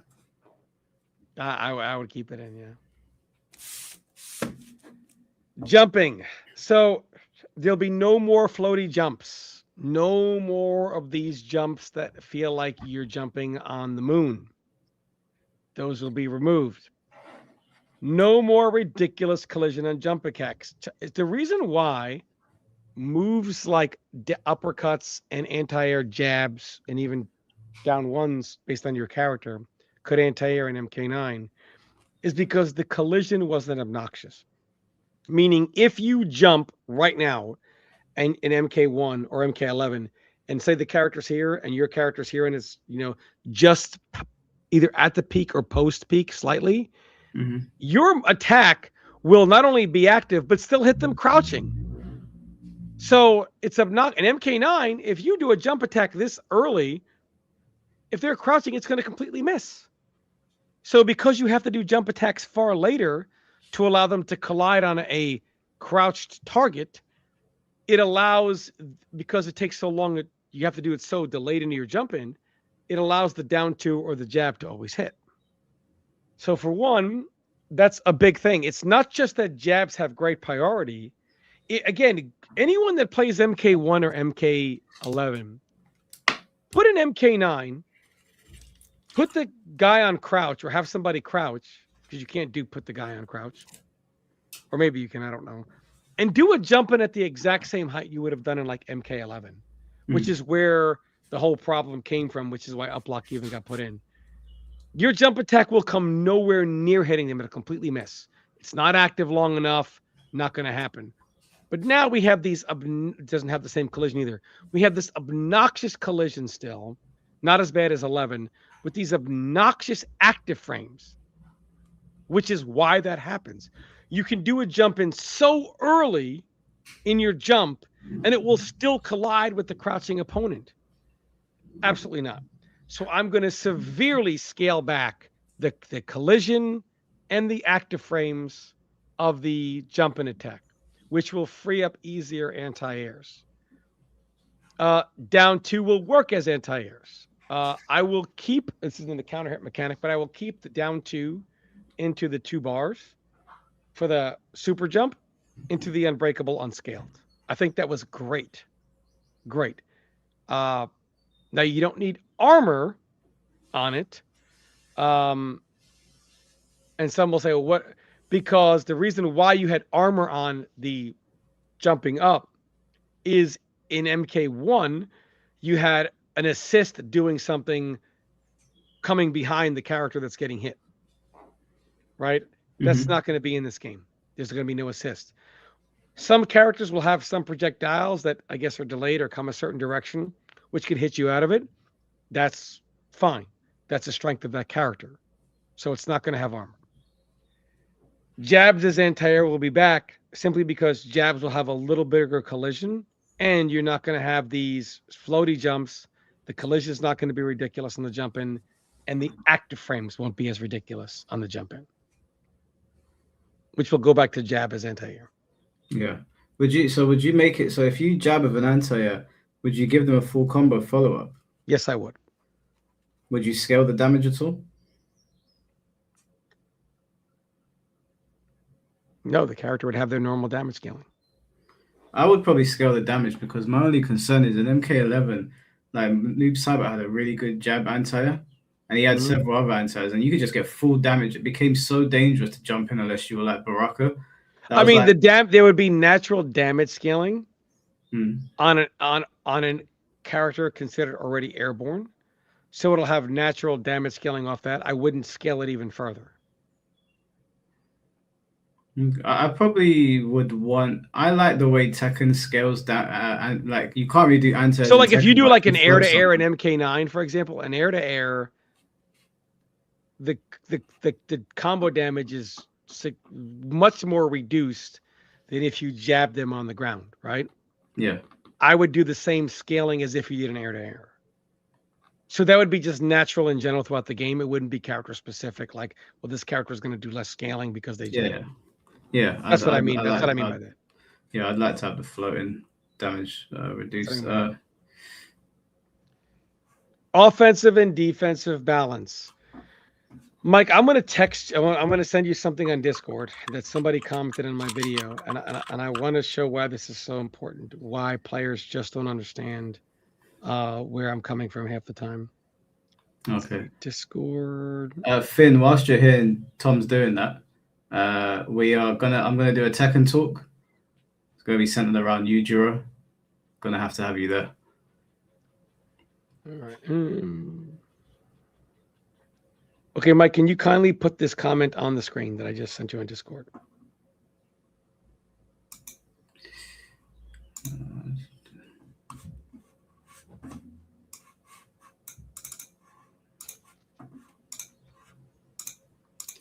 Okay.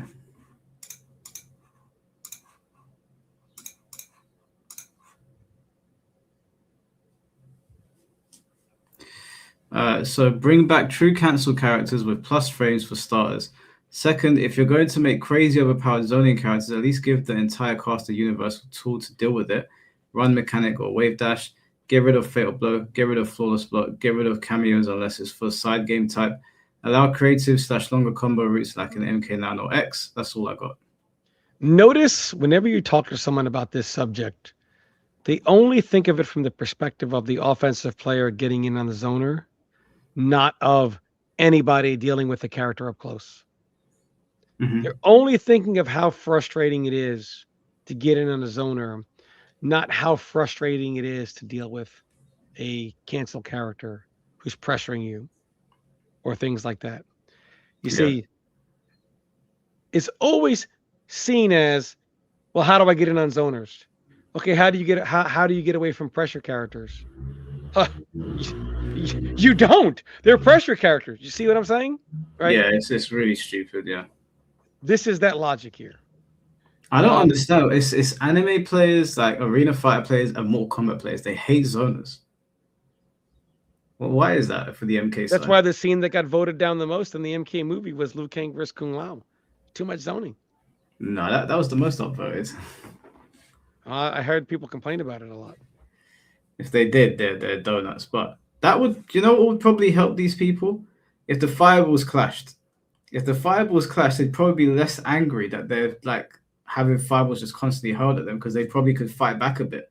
But in MK, you can't stop the fireballs from flying over, which is why the zoning becomes egregious.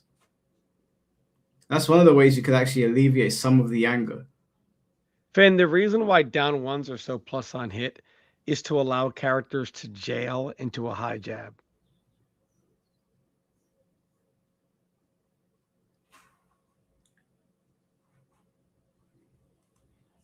That's because the mids are so slow. I'm addressing that. Finn. Don't worry about it. I'm addressing it. So I'll just say how it is. I don't think I put it in the document. I'll just say my plan for that is. So some characters that I'm going to bring back faster mids overall. So more characters than not will have faster mids. So down ones are not going to be I think it's very lazy, universal paintbrush. Every down one is plus blah, blah, blah, blah, blah. So no. Characters that have faster mids don't need, if you have like, you don't even need to jail somebody in armor. You just need to jail someone from crouching. right? Or if you're a high, right? You don't need it to be so plus that they're jailed, as in no option, can't move, can't blah, blah, blah, blah, blah, blah, blah, right? So if I have a character like a Johnny Cage with a 9-frame mid and I hit them with a down 1, right? The down 1 will probably be like +7, which even like like a +7, which they can, you can mid them, right? You can do a mid and they may be able to armor, but they're not really going to be able to get off the ground, right? I think jumping frames are like 2 frames. So if you time your next mid, they're not going to be able to get off the ground, but et cetera, et cetera. But if you're like a character that has a slow mid, your down 1's going to be plus a little more because your mid is like 16 frames. So obviously, let's just say someone has a 15-frame mid, decently quick. But if you're going to down 1 and you're down, you're not going to be able to jail them off a mid. You know what I'm saying? With like a +6 or +7 frame. You're also, I'm not going to make your plus frames +17 or 16 so you can jail your mid. Instead, if you have like a 10-frame jab, let's just say, I'll make it like +9, +8, something so that plus enough, maybe even like +10, so that you can't crouch.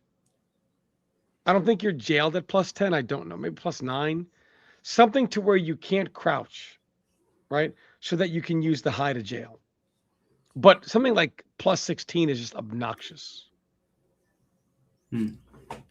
Or +15, whatever they are now. 5658, thank you for the $5. Off topic, but do you feel that the people who complain about Yujiro are a lot of misandrous waifu players who play Lucky Chloe, DOA girls, and say he's ugly? Tom, do you mind if I go on a small tangent here? Go ahead. The people that are complaining about Yujiro, so there's 2 camps, right? Obviously, when a new character gets announced and it's the last character, and it's not the character that you wanted to see, of course you're going to get annoyed. But anybody that is saying that Yujiro is not good for Tekken doesn't know what's good for Tekken.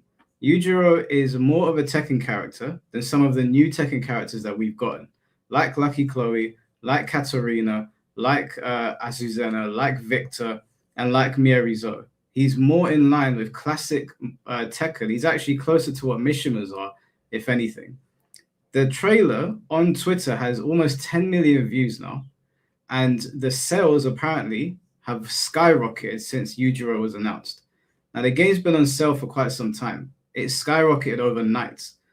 On YouTube, I think I saw like an accumulative views like calculate, and it was like over like 5 million already with all the reactions or whatever. So regardless of how people feel, Yujiro was an excellent pick. The numbers don't lie. It's the same with Fakuram. Everyone was bitching and complaining about Fakuram.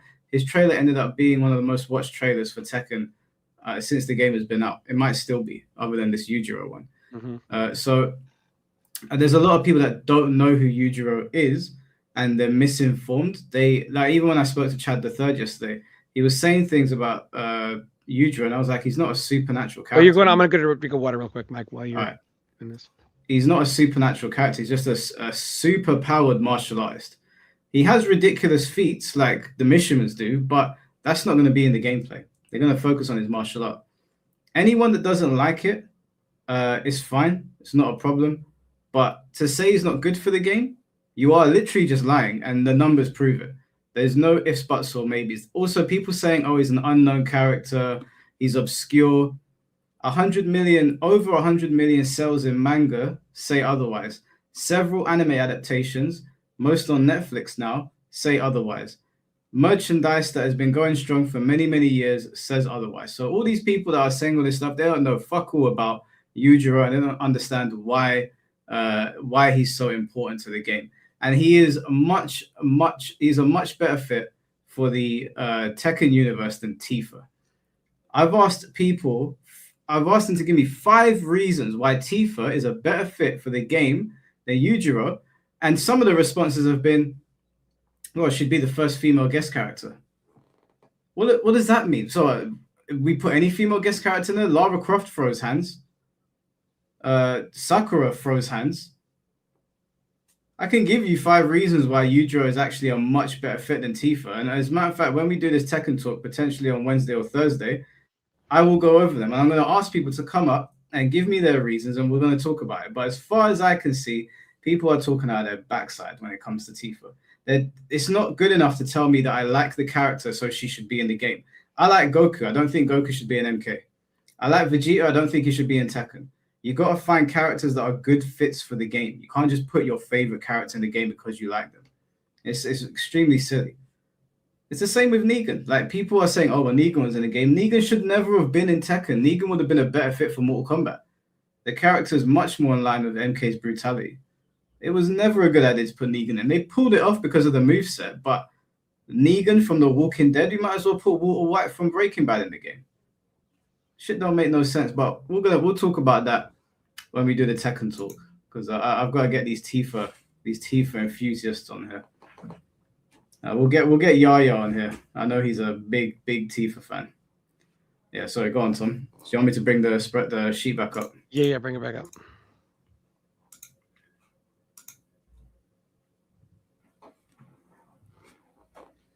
Okay, so offensive and defensive balance. First of all, while some of the pacing of a fighting game is already set, how much faster or slower the game is paced must depend on the players. In other words, too many times we see games that have mechanics, be it drive rush, be it heat, that are going to shove a certain pacing down your throat. There is, like, take for example, there are certain games that are naturally fast-paced. And if somebody slows the pace of the game down, you look at it more of a skill thing. Like, wow, this guy plays this character. He's really good. And he slowed the pace of the game down. The pace naturally should be fast-paced, not nitro speed. But in a fast-paced game, I think that just has to be, a game has to have an upbeat pace, but the pace can be either faster or slower based on the skill of the player, right? Which is based on the characters, et cetera, et cetera. Mm-hmm. The return of archetypes and the archetype triangle system preserved. So archetypes are coming back. And the archetypes have a triangle system, which is you have offensive characters, defensive characters, and then you have grapplers. Now, there are different styles of each, but within the triangle system, there is no best version. A zoning is not necessarily the best. Rushdown is not necessarily the best. And grappling is not necessarily the best. But the minute, as in current MK, you remove some of these archetypes, then you have an imbalance. Also, by the way, the thing I had you do from the person that commented on that YouTube video, when it comes to offense or zoning or whatever, when it comes to like casuals or what they like or don't like, et cetera, MK1 for the first year had Johnny Cages everywhere. Mm-hmm. And all I heard from casuals they're tired of being rushed down and having this offense rammed down their throat. So what I want you at NRS to realize is, even if the game is obnoxiously offensive and everybody's getting in and doing whatever, casuals don't care. They don't like it to be really offensive. They don't like it to be really defensive. They don't like to be grabbed. They just don't like anything they get hit with. So making it, and people did nothing but complain about nerfing Johnny Cage for almost the first year of the game. But this is an Omega offensive character. And they still wanted it toned down. So I would not tone down offensive power, defensive power, or grappling power because there's no need to. The balance comes in just putting the power in the game in that triangle system. When you start removing the triangle system, other archetypes are just way stronger than they should be because the natural balance is gone. And we're going to get to that in a second. There will be no confused archetypes. Sub-Zero and MK1 is a confused archetype. How can he be what he's supposed to be? He has a dive kick, right? He doesn't really have a 50-50, but people still think he's a quote-unquote mixed character. Maybe he does now with some of the changes. I don't know. But when the game first came out, he's got this dive kick. They gave him an overhead. How can he have a fast ice ball or a better ice clone when he's got a dive kick? There and an ice punch. He's a some people would say he's a zoner. No, he's a dive kick character. No, he's still a defensive character that can. They had no idea. Even the players couldn't tell you what he was. Foxy's like he's a zoner. Somebody else, he's a dive kick character. He's a confused archetype because you can't make him do what he needs to do when he has a dive kick or a good zoning tool, right? So, well, he's a pseudo zoner. No, he's in limbo. This creates limbo characters, or confused archetypes create godlike pseudo characters. Oh, I'm a zoner that can pressure you up close and then vortex you. What the hell kind of character is that? Right? I mean, so yeah, so can't have those. So there will be no confused archetypes. Now, archetypes can do multiple things well. In other words, like if you're a zoner, it doesn't mean your fastest special is 99 frames. Right? You can be a zoner with a fast jab. But my point is, you just don't have characters that do 30 things. And, multiple styles of each archetype. So archetypes, it's not just offense, defense, grappling. There are a lot of sub-archetypes within an archetype. Let's go through offensive because people only care about offense. In offense, you have standard pressure characters where most of their stuff is extremely low negative frames and they have very fast normals, occasional plus frames. So few moves are plus. Cancel characters, which a lot of their pressure and plus frames comes from the cancel. Then you have mix-up characters. You have high flyers, which are kind of like think Kung Lao MK9, all over the place. Jackie MK11. You also have set play characters, which are not the same as just 50-50, because you can be a 50-50 without a way to reset or set play, right? Set play characters can have some 50-50s, but they're a little slower, have to be set up, but they have a set play scenario in which they can loop it, where now you're forced to guess. But they will struggle in other areas. So defensive, let's just take defense. There are multiple types of defense. There are zoning characters. There are keep away characters, not the same thing as a zoner. They're more like just lame out / keep away. Trapping characters. Trapping can go both offensively and defensively.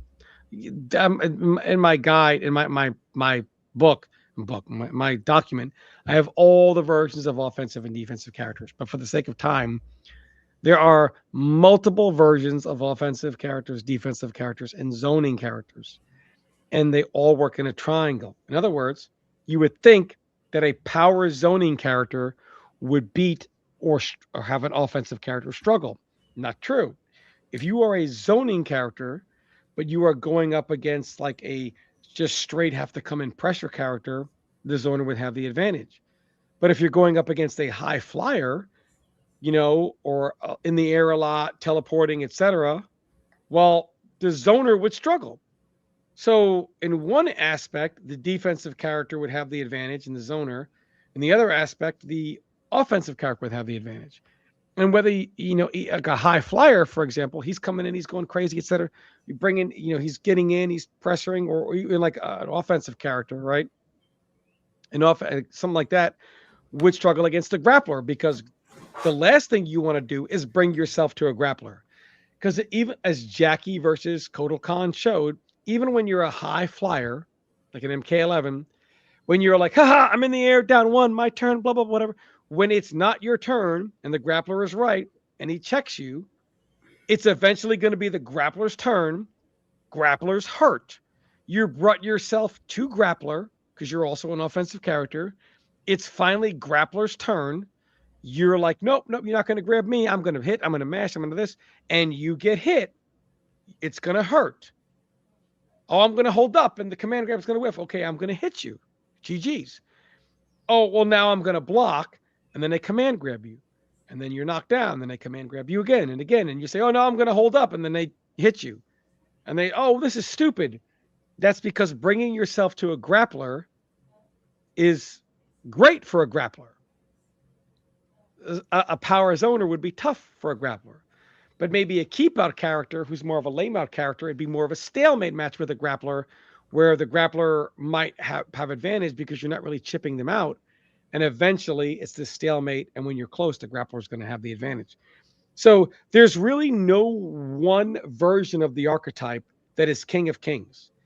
There's a triangle system in which certain versions of offense characters beat the defensive characters, certain versions of defense characters beat the offensive characters. That offensive character that beats the defensive character will lose to the grappler. The grappler will lose to this version of the defensive character, but not that version of the defensive character. It's all a triangle that works. What Tom, MK has done is eliminated some of it. Just to ask, is this a 2D MK game or a 3D MK game? It is a 2D MK game. Okay, you're gonna have to redo this as a 3D game as well. Yeah, it's a 2D MK game. If it was the 3D MK game, you would have characters like Helena or Xiaoyu or Eddie that are also evasive. It's another version of the character, you know. So I would preserve the triangle, but I would make the characters far more complex than in the past. One thing MK9 did right is how many tools was required for you to do what you do. Let's take Freddy. I'm not going to take Kenshi because MK9 Kenshi is a bad example because he pretty much just has to do spirit charge. Well, there's a few other things, but Kenshi is. Let's take Freddy. Besides Kenshi in MK9, Freddy is the name of Freddy is the next name invoked as to quote unquote brain dead zoning, right? However, far from it. People think like we only saw a couple of Freddys that were good because everybody was just stupid back then as human beings. Let me just also dispel this notion that human beings today are somehow far superior. They're just better fighting game players just because they're born better. It's access to information that has made them better. If people are really supposedly humans are bigger, stronger, faster than ever before, yet if you watch pro sports, they're getting hurt more than ever. How can humans be bigger, stronger, faster if they're more vulnerable than they've ever been? Because we're not actually bigger, stronger, faster. The supplements and substances we take and new training methods allow us to push beyond in the past, but in doing so, we're getting hurt more. Our bodies are not actually designed bigger, stronger, faster, smarter. A collection of information. Scientists are not smarter than Albert Einstein or Sir Isaac Newton. The collection of knowledge over those years has made them seem smarter, but if they had to invent those things, they would be nowhere near as advanced as they are today. So players are not actually bigger, stronger, faster, smarter. So the reason why we didn't see as many Freddys is because it wasn't as simple as projectile spam, like ha, over and over again. It required a myriad of tools for these things to be good. So let's just take Freddy, and we'll even go to Cabal, for example. Why didn't we see 30 Cabals? Even if MK9 got remastered, which I hope it does. Thanks for teasing it, Ed. You would not see a million Cabals, because if you did, you would see 99% of them put in the floor.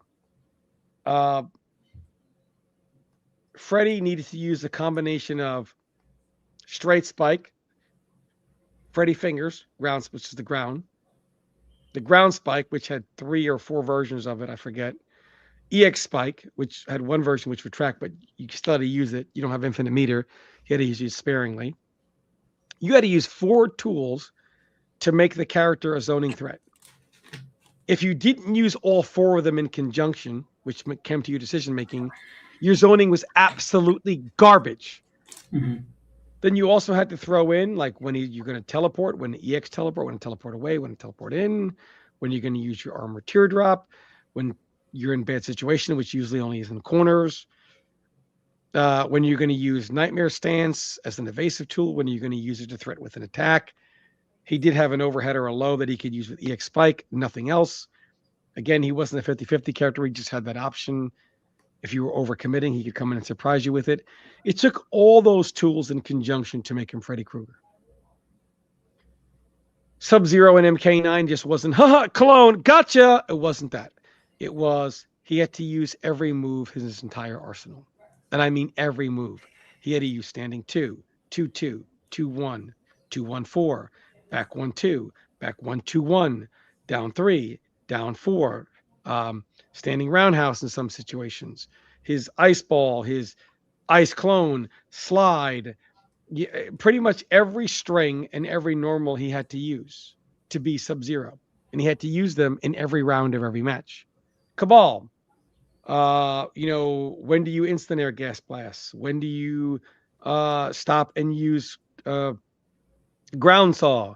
When do you full rip the nomad dash? When do you use regular nomad dash and cancel in front of your face because they think you might full rip it? When do you use flash parry, which is the EX one? When do you come into pressure versus when you zone? When you're pressuring, when do you cancel with more pressure? When do you cancel with a down 3 because they're going to poke out? When do you cancel with an overheader or a buzzsaw, the hook sort of the buzzsaw? When do you stop your pressure zoning, your up close pressure, and go back to zoning? All these things, but all these moves in conjunction had to be used to make Cabal. If you say, I'm just going to zone you, you were trash. I'm just going to pressure you, you were trash. If I'm just going to zone you, I've got to be able to use the conjunction of threatening to come in with gas blast, with sometimes even higher, not instant air gas, but almost instant air gas blast, ground buzzsaw, things like that all have to be used. You sometimes can't nomad dash cancel into an early buzzsaw or into an early overhead, overhead hook swords, because they would react to the cancel thinking you were going to do an early buzzsaw, which is a low. All these things had to be used to make Cabal. Let's look at Deadshot in Injustice 1 pre-patch. Injustice 2, I mean. Boom, boom, boom, boom. I mean, this has traditionally been NRS zoning. Mm-hmm. Even, oh God, the dreaded zoning of Cetrion and MK11, which is not as good as people make it out to be. With Boulder and Rockwall and whatever the vines or whatever else you had, right? Or the water for the full screen, the whatever is for the full screen frame traps, or RoboCop, low shot, boom, boom, boom, boom, boom, high shot, right? Or whatever, or massive, cannon that was on Ed 209 or whatever it was. All that is, or the weapon that they actually used to kill it to stop Ed 209. It was the weapons that Clarence Boddicker was dealing. All of that, it's not really much to it. It's mainly just low shot, repeat. Mm-hmm. I know that there's more to it because Foxy will tell me there's more, and there is. But my point is, characters were not as complex in how they did what they did in modern Mortal Kombat. And even in MK9, they're not as complex as they should have been. Right? They should have built on that complexity, not reduced it. The characters even need to be more complex than 9. And the reason for this is players need to be able to have their own individual style. And the only way that happens is you need a myriad of tools to allow the character to work, and the player decision-making affects how that character is. You can't have what we see in MK for too many years. If you've seen one version of one character, you've seen them all, right? Everyone's Johnny Glau or Johnny Chameleon. You wouldn't be able to tell if it was Sonic Fox or Nicholas. It was Johnny Chameleon, right? They all look the same, and it used to be different. You brought this up in the past as well. The like Mishima's, the Pakistani style is not like the Korean style, is not like the EU style, not like the American style, right? Yeah. More so in the past than now, but even somewhat now, right? In Mortal Kombat, it's all the same style. Yeah, it does feel way more homogenized. Yeah, so we need to stop that.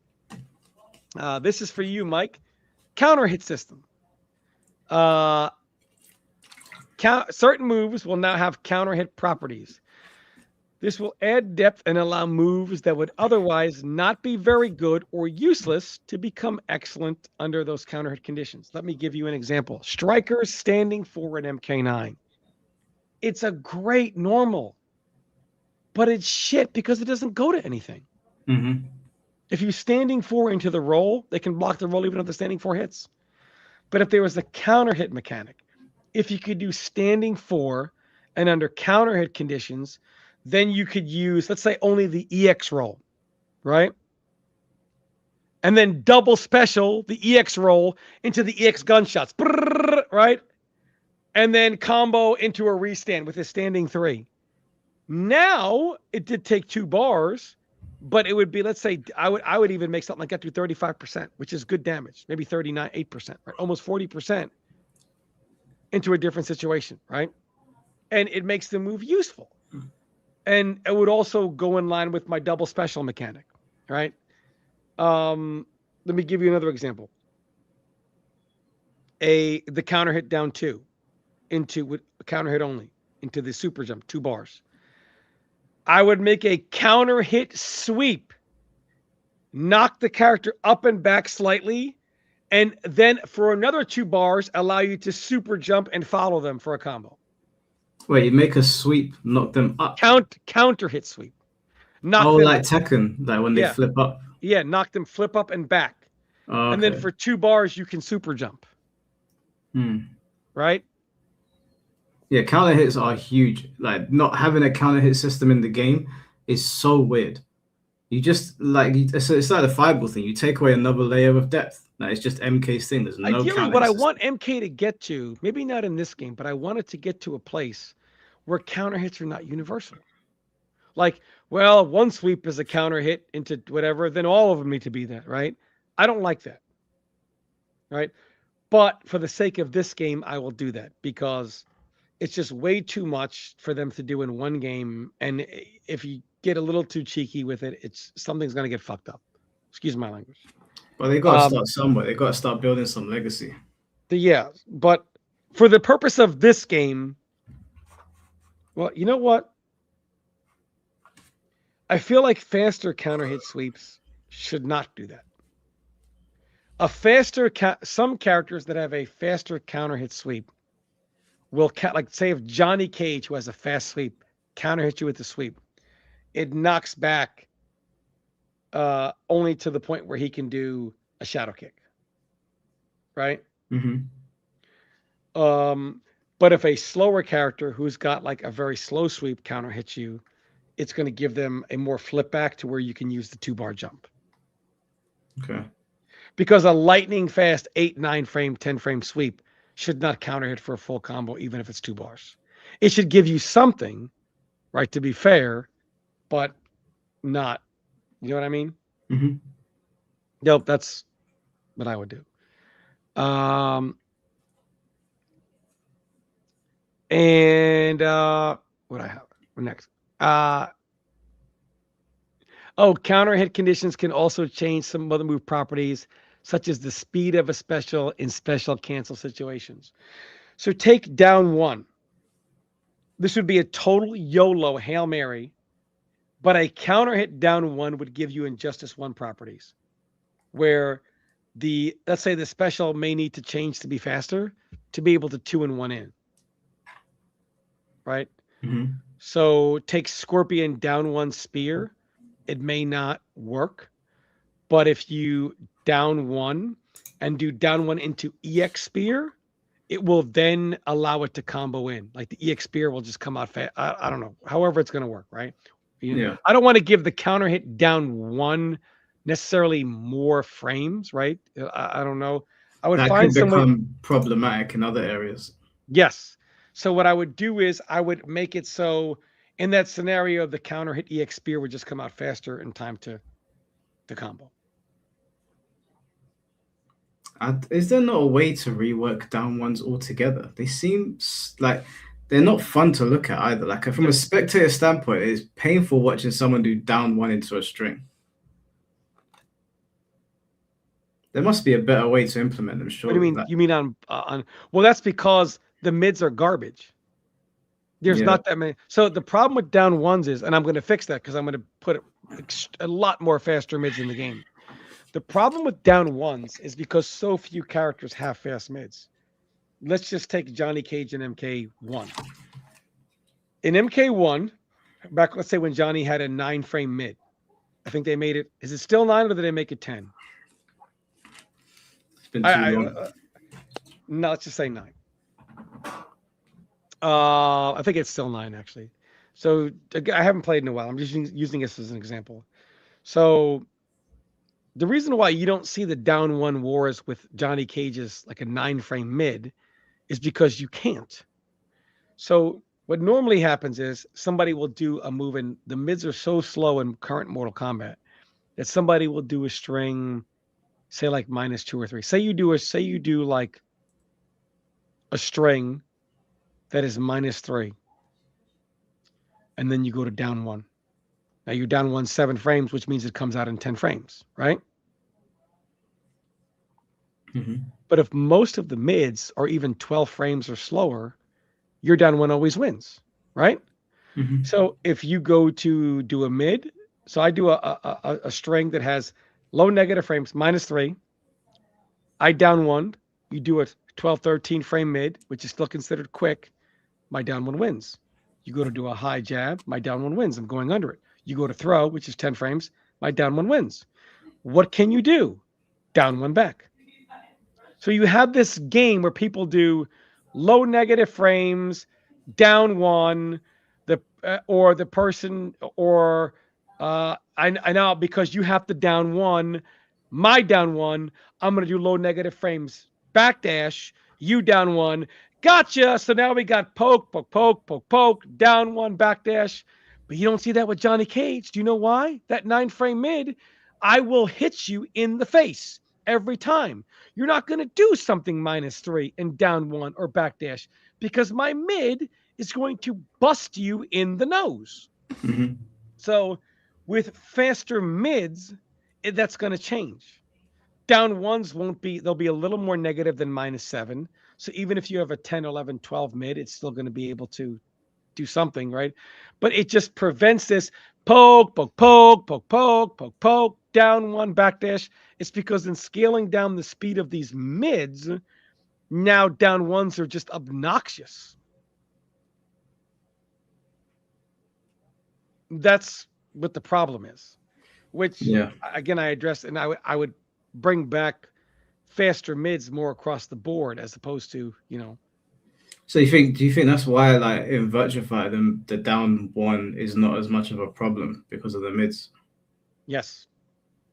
Yeah, because the down 1 exists in most of these other games, but it's just handled much better. Down 1 in MK is more abusable because you don't have the fast mid. So that makes sense. Oh, yeah, who won MK9 at Combo Breaker, by the way? I didn't see. I don't know. I didn't see MK9. Doing chat, who won MK9 at Combo Breaker? I know it was exhibition only, so I know it wasn't open bracket. Who won MK9? Well, they're saying that 5658. Thank you for the $5 in Super Bowl one. Okay. Who was in MK9? Was Sonic in it? I think Rewind was there, right? Foxy. Not gonna lie, I feel like waifu players and people who like family-friendly, unserious, goofy things are getting more love than OG players who like powerful martial artists. They are, but as we can see from the overwhelming positive reception from Yujiro, that might be changing. That maybe Yujiro is the turning point that we needed. So, yeah, those people are ruining Tekken. I'm sorry. Like, I'm so tired of those characters and that community, that side of the community talking shit. I'm so glad that Yujiro has just exploded in popularity for the game. My war on them is just beginning. Rewind got third. Who got second? I thought Rewind would for sure be in the... Oh, was the King? Who got second?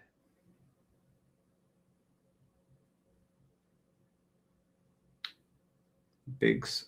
Biggs. Okay. Okay. I didn't even know they had. Shout out to Biggs, by the way, man. I love Biggs, man. I didn't even know they had MK9 at Combo Yeah. Breakout. Missed it. Shout out to Biggs, man, the god himself, man. So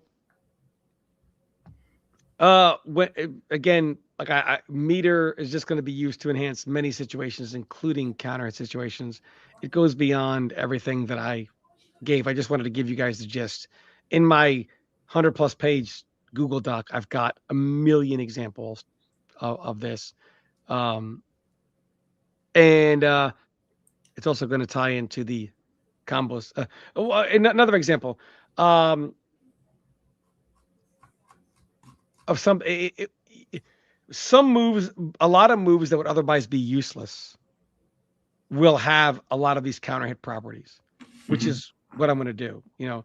So a lot of times MK, if it's not leading to a combo, if it's whatever, it's not, you know, so they're just these worthless moves, right? Where if you attach a counter hit mechanic to these moves that would otherwise be worthless, they're a lot more usable.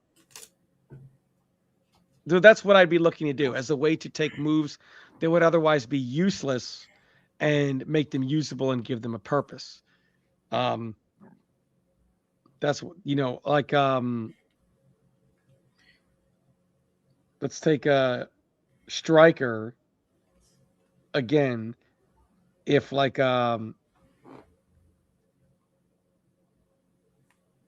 let's say he counter hits you with one of his special, like his EX baton or whatever. If it hits on counter hit, I would then allow another special, like, you know, like a roll link in afterwards, you know, and it would pick him off the ground. You know what I'm saying? Before you move on to combos, I want to like do a flash fire round with you and see what you say to certain things. Sure. So we were talking about archetypes earlier. So I'm just going to say a name and you tell me the archetype it should be attributed to. Okay. Shao Kahn. Offensive. Sub-Zero. Shao Kahn's just a straight brawler. He would be a high damaging pressure character. Okay, Sub-Zero. Sub-Zero is a trapper, more on the defensive side. Liu Kang. Liu Kang is Liu Kang's more so a zoner. That he's not a pseudo character, but I would put Liu Kang.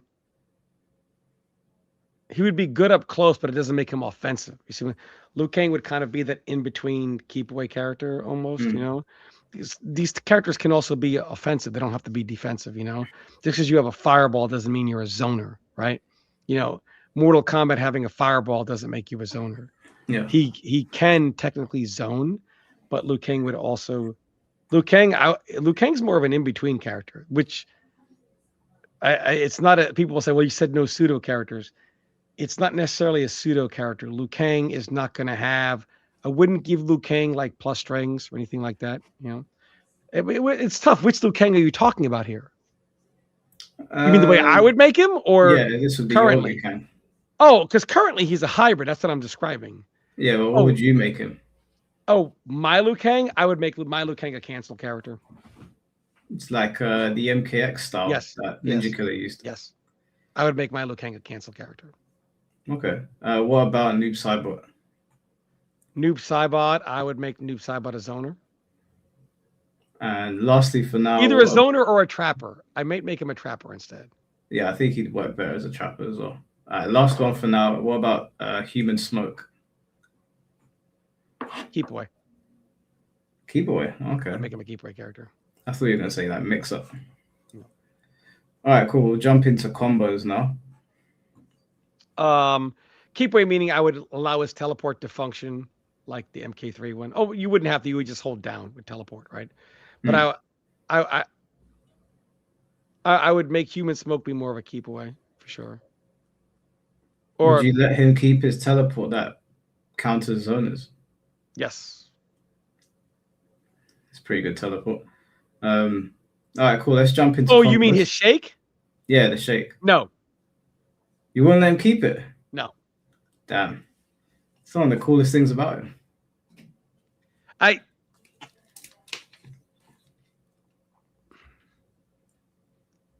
Maybe for a bar, it would be an EX move. Yeah, I don't think it should have a follow-up. Yeah, no, it would be an EX move to be able to counter all zoning because it's mindless. Oh, just shake. No. What about if they shake, but if they shake, they automatically get like a punish counter or whatever if someone punches them. So it's like extra damage or extra combo opportunity to punish smoke. If you do an EX move,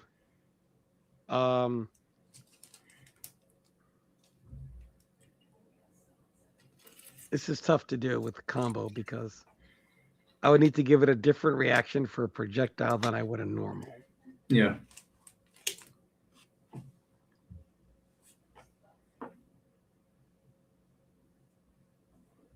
It's difficult on the spot, isn't it? I like the idea in my head of them punishing a physical strike and almost doing like a Dairu, like a smoke cloud, and then he goes behind you and the character's like, what? Where'd he go? You know what I mean?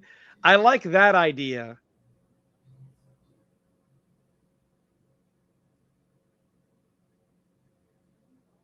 I'd have to give it a significant amount of delay of like negative frames. In your document, have you got a breakdown of each character?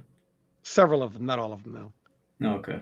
Like it's just too much for me to do. Like I'm still working on it though. So if Ed Boon ever calls me, you know, if the next Mortal Kombat game, which he won't. If it comes out, it's a disaster. You should publish that book and call it What Mortal Kombat Could Have Been. If it comes out, I'll do it. I'll publish it publicly. That would be sick. Like Google Doc.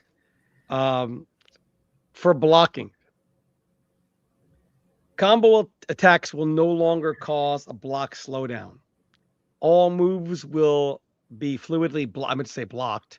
This will heavily reduce scrawny option select. I meant to say scrubby. I was just typing scrubby option selects.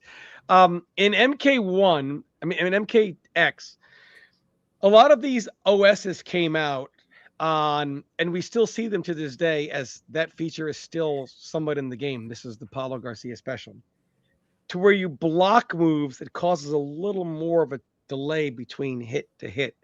This allowed this OS where if the move is blocked, the special doesn't come out, but if it's hit, the special does come out. When you remove this little weird new, as Rio coined it, quote unquote, block stop, when moves are being blocked, you can't do a lot of these option selects. I'm sure some very few will still be present, but almost none of them will be possible.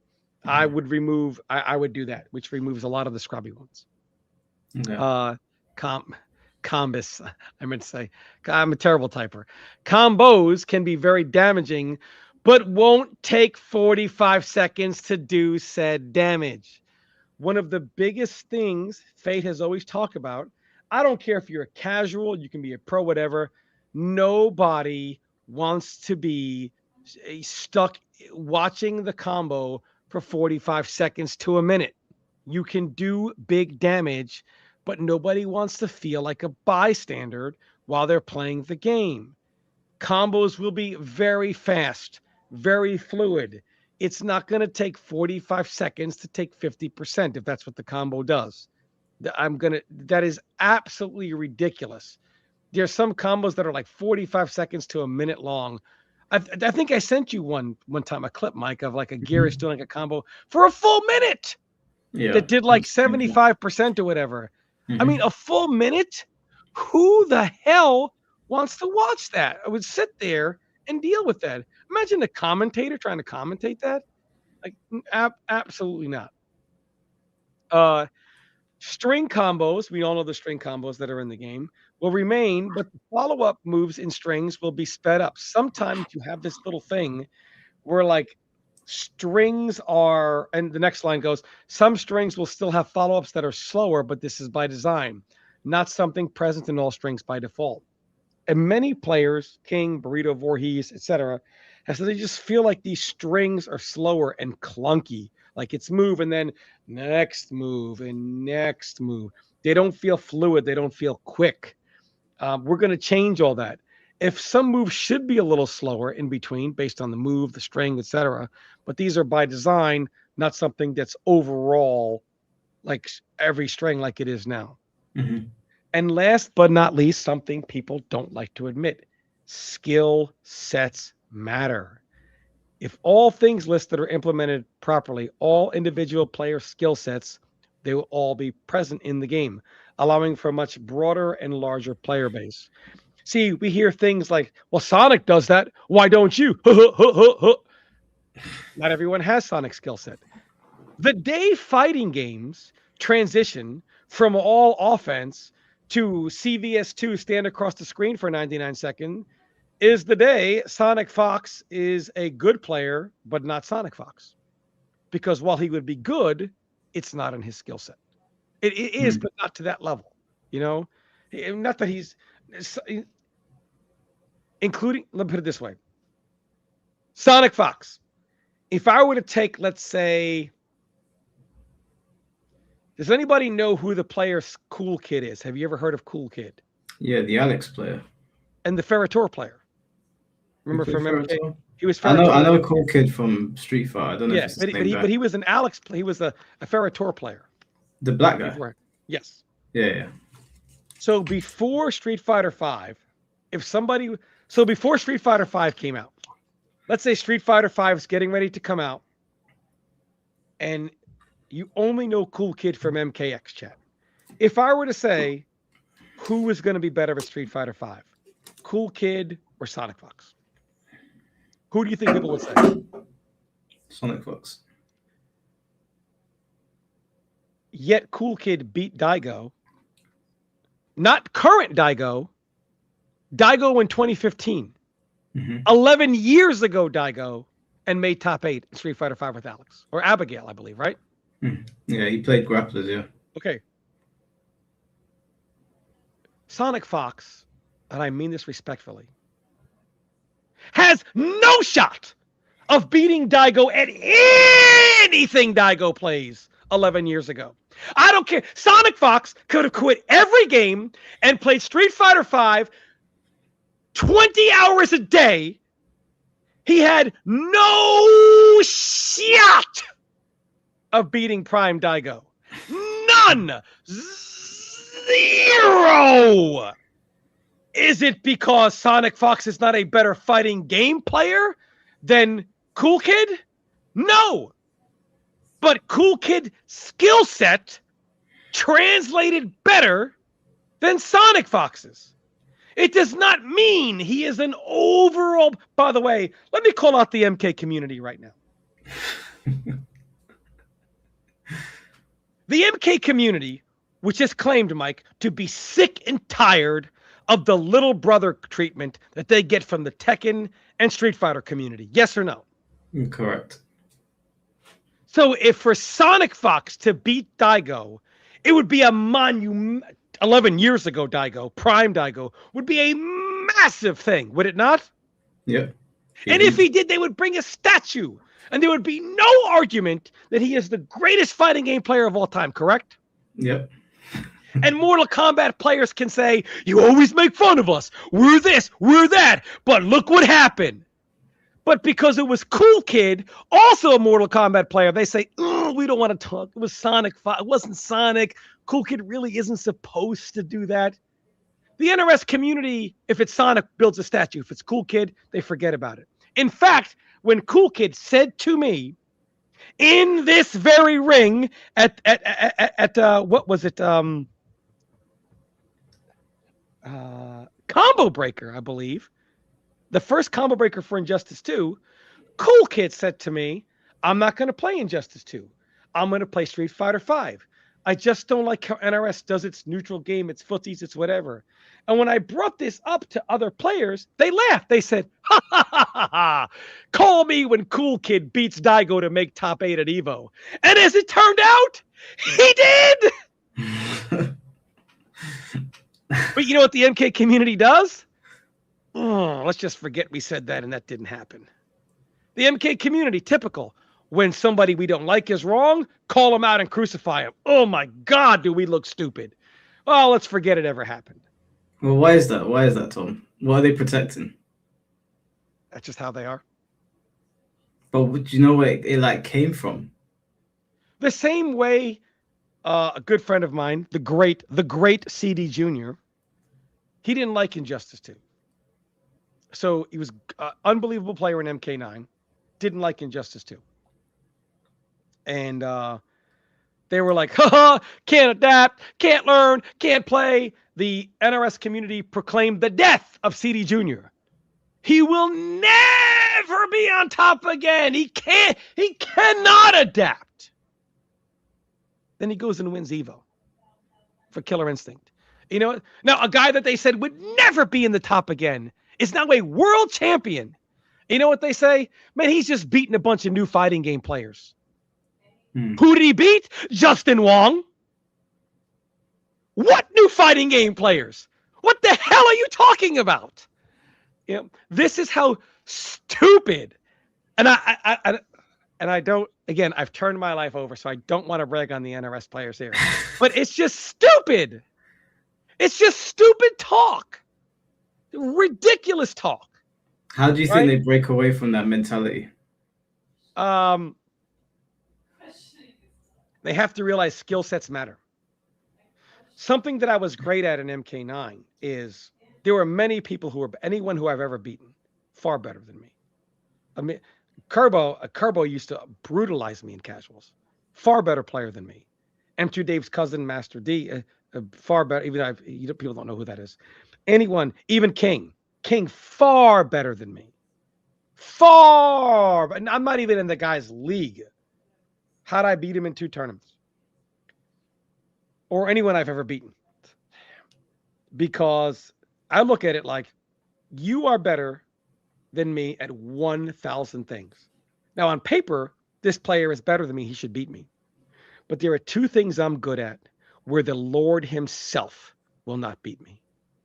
You know, 2 things, and only 2. I'm only good at 2 things in fighting games. But if I can make this set about those 2 things, I have now become better than you. And you'll beat me down before the tournament, and you'll beat me down after the tournament. But you ain't beating me in it. You know, it allows me to strategize. You know, now take Sub-Zero and MK9. Many people look at that as a problem. The reason why I was so good at MK9, it's one of the most perfect blends of character and player. Sub-Zero, even though he was nowhere near top, he masked my weaknesses as a player.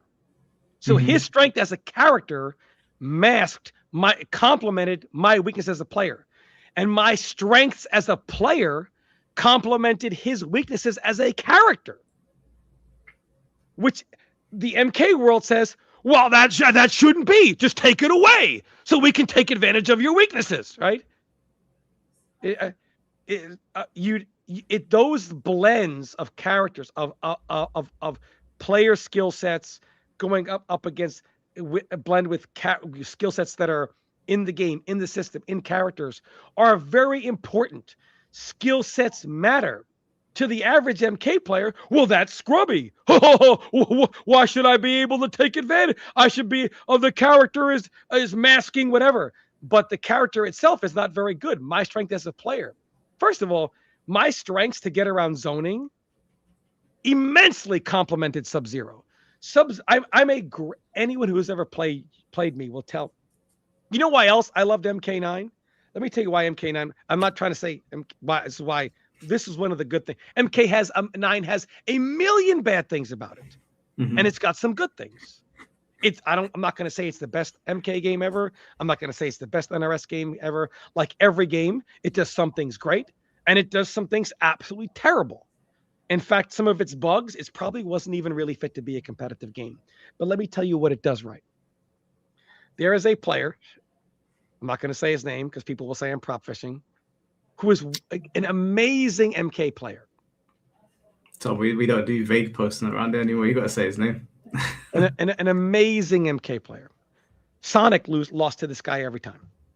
This guy even at another tournament at a combo breaker said I'm going to beat Sonic, and he did. This is older Sonic, but this player is far better than me. playing Cabal, the best player. It's not Rio, by the way. I'm just gonna say Rio. He plays Cabal. He's an outstanding high tier player, and he's far better than me. Sonic lost to this guy every single time, playing every single top tier character in the game. MK9 makes sense by not making sense. Meaning, how is a player who is far better than me putting me in a matchup in which my character loses 7-3, losing to me, right? If anything, he's better than me and he has the matchup advantage. Shouldn't I lose? But then he plays Sonic, who Sonic plays every top tier character in the game, and he still can't beat the guy. So Sonic, who's a better player by galaxies than I am, playing characters far better than I am, lose in this situation. Me far worse, playing a character far worse, in a terrible losing situation, and I win. How is that possible? It's not in modern Mortal Kombat, but it was in 9. And there are other games besides 9 that this is possible in, but it's not possible now. Skill sets matter. I know some player skill sets annoy you guys, but guess what? Your skill sets annoy me. You know, everyone's everything is annoying to everyone. Everyone's crap is annoying to everyone else, right? I don't like this. I don't like zoning. I don't like keep away or sometimes defensive trapping. Well, I don't like when you shove your moves down my throat for 60 seconds straight. I don't like when you mix me up out of my shoes for an entire minute and I don't get to hit a button. Should you be allowed to do that? Yes. The same way somebody should be able to zone you, lame you out, throw the bejesus out of you, etc. I don't care how annoying it is. Fighting games are annoying. The only way to rid the annoyance out of fighting games is to remove skill sets from being effective. So in the next Mortal Kombat game, how would you implement this? Just out of curiosity, if it was a 3D fighting game, the skill set change, because that was quite different in Dead or Alive, wasn't it? What was the difference? The way skill expression worked in Deadly Alliance was completely different to how it would in a 2D fighting game. How would you implement it into like a new 3D fighting game? Would you have it so that, I know you said the variations would be out, but would you keep variations in if it was a 3D one? Wow. You mean the styles? Yeah, the styles. I would, because the characters still have access to them. It's not one where you have to pre-select before the match. Yeah. So you give them 2 fighting styles and then 1 weapon base. Yep. Yeah. That makes sense. In your opinion, do you think they're gonna shock us and reveal a 3D Mortal Kombat game? No. Do you think that it's gonna be a departure from what it's looked like for the last couple of games? I think it'll unfortunately be more so based off of MK11 and based off of MK1. May not be a cameo system, but it will keep the same system that they've been going with. That's not what you want to hear. What do you think that they're going to call it? Mortal Kombat 2 or Mortal Kombat 13?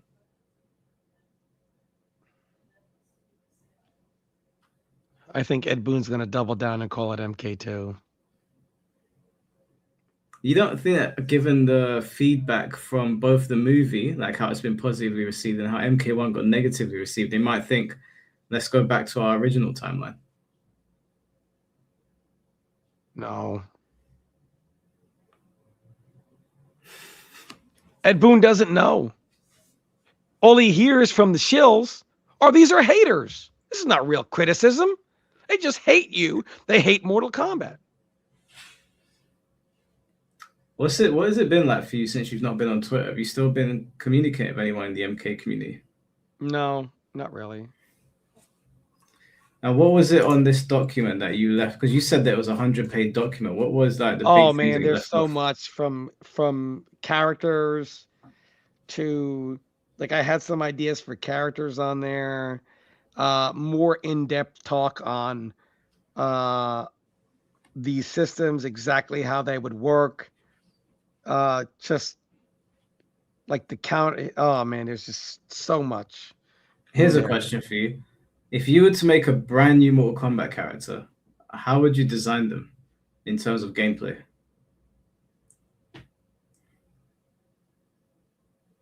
A brand new one? Yeah, just fresh MK's Tom Brady's own character. Oh, well, I guess I never thought about that.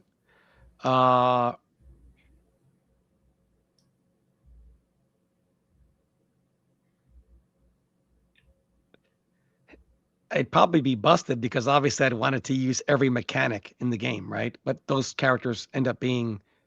This is why, by the way, it's so hard to balance a fighting game because as a developer, when you make a new character, you obviously say, "Well, I want the new character to use all the mechanics," right? Mm. And a character that can very well make use of all the mechanics by default is going to be obnoxiously good, Yeah. right? So you'd have to So, limit them. yeah, so that would be tough because by default, I would want them to take advantage of all these systems, right? Very well.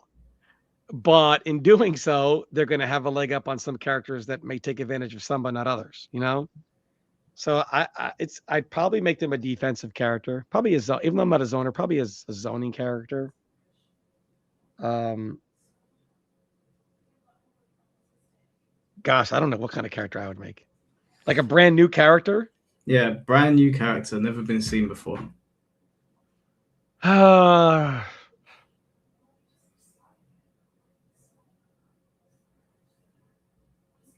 tell you what I'd make a character that controls like lava. I'd want to make a lava-based character, and I'd make him a mid-range character, and I'd make it so that he's the kind of character that wants to keep you in block, not necessarily hit you, just because he could do burn damage over time. Oh, chip damage. How did I forget to go over this? Oh yeah, we can go with chip damage. I forgot. Did I not put that in block? I didn't put that in blocking. Wow. I would You, remove flawless block. yeah, you put remove flawless block there. Yeah. And block damage adjustments. How did I not go over that? So I would remove flawless block. I don't with up block, flawless block. I don't like systems put in place rather than address the issue. So obviously, if you have characters doing 40% chip, 35% chip, flawless block to negate that is great. Much like up block. If you have characters that do these obnoxious jump-ins, up block is great. Or you could just not make obnoxious jump-ins and not make 35% chip damage, and then you don't need these. Mm-hmm. I agree. Plus, there are some characters, as offensive characters, that would rely on chip damage to open you up. People would say, how is this character going to open you up? Because God help your life bar if you don't hit a button. That's why. Flawless block completely negates that entire everything. Now, the chip damage would be not that obnoxious, but it wouldn't be low, but it wouldn't be like 20%, 30%. But it'd be high enough to where just blocking this character's pressure would be detrimental to your health. I think they should remove being able to kill on chip, unless it's a super attack. Like that shit's so annoying. I could. I know they gave us last stand and all that shit, but I would rather it was more like Street Fighter, where if you're in like a state that you can damage them on block, then fine. But just be able to kill on chip with everything, even off jabs, seems a little bit lame, especially for a game that's so violent. You jab somebody to death and they just fall over. When you get put on.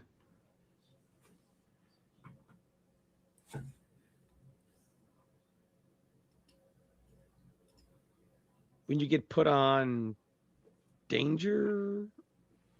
But then couldn't they just do a string into a special and kill you anyway? No, but I mean like a super attack. You see in Street Fighter, if you do a super attack, then it does chip damage. But at least in Street Fighter 5. But in Mortal Kombat, whatever you do, it will kill when you. Okay, I could get down with when you're on danger, chip is disabled outside of supers. Yeah, I'd be cool with that. I'd be completely fine with that. Yeah, I'd bring chip damage right down though. It's way too high right now. Way too high. Way too high. Yeah, absolutely.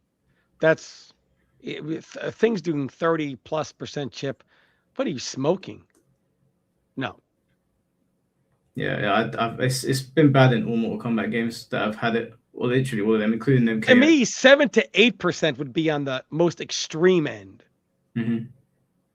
You know, not 30. Would you have 25? Would you have chip damage scaling? So if you had things that were keeping you in blocks for a long time, the scaling would affect chip damage. Yeah, I could do something like that. I think that'd be a good idea. Or even white health that you can recover like SF5. I actually think that was a really cool idea. Yeah. What's the goal of the game to produce? To have the player that's best at as a combination of neutral zone and mix of execution, spacing, and mind games. I don't know if what's the goal of the game to produce? To have the player that's best at a combination of neutral. To have multiple characters with multiple players who all look and play differently and how they play, all be able to win. So like different skill sets. Yeah. Yeah, MK's too homogenized right now. It feels like everybody's doing the same shit over and over again. No matter what character you play, it feels like everybody's going for the same game plan. Which is kind of happening to all fighting games, but I think MK1 was a pretty big offender. No projectile clash. No, it's too much for right now. Maybe why is that too much? I don't understand. No. It's such a bad thing in Mortal Kombat to not have it. Not doing it. It just doesn't make any sense. Nobody has given me a good reason for why projectiles shouldn't clash. And all the time I've been asking, it's a Mortal Kombat thing. That is not a good enough reason. I am not doing it. Okay, but I would like to know what's the good reason. You can't say it's a Mortal Kombat thing. What is the good reason, the upside for allowing that to happen? Just for right now, man. No one has given me an answer in all the years I've asked this question. Even when I went to the MK11 open night in Camden in London and the developers were there, I was saying, why is it doing that again? It's not MK. Just looking at me. Yeah, but a lot of things that you're proposing change. Not MK. A lot of the things you're proposing that we change in your document is also part of MK. So by that logic, should we keep them the same? I'm gonna keep that part of it. Nobody has an answer for me. Not one, even the developers. You'll never get one, Mike. But the thing is, you agreed with me before when we did a Mortal Kombat podcast. You agreed and said they should change it up. I asked the developers, by the way. I asked them when MK11 was launching. We got invited down to Camden in London at the Coco thing, and they had the setups there. And I was asking loads of people, why are they not clashing? Why are you still doing this? They're shrugging their shoulders, going, it's just a Mortal Kombat thing. That is a bad answer. That's how you know that they know there's a problem and they don't know how to address it other than just doing what I'm saying. I mean, it's not bad. It's awful. It is awful. If you give a character a powerful fireball and you give another character a less powerful fireball, the other guy has already lost the fireball war. It's already over for them. They're going to have to find other means about getting around them rather than just doing what every other fighting game does. You know, I can't take that out, Mike. I can't take it away. But you have to admit you can't answer the question. No, I cannot. No, you're right. Is the reason that you can't answer it because I'm right? I don't know that it's for no reason, just blind traditionalism. So should we keep down ones the same then? Why do you want to hurt me, Mike? I'm just asking questions. Why do you want to hurt me? I'm going to ask this until the end of time. And next time I see the MK developers, I'm going to ask them, why do you keep on doing it? If they can give me a good answer, I will never ask them again. But nobody other than it's just an MK thing. That's the only answer I've ever gotten from everybody. Even the smartest minds in MK have just said it's just an MK thing. It's not a good enough answer. But I challenge someone to give me a good answer on why, and then I'll back away from it. It's just an MK thing.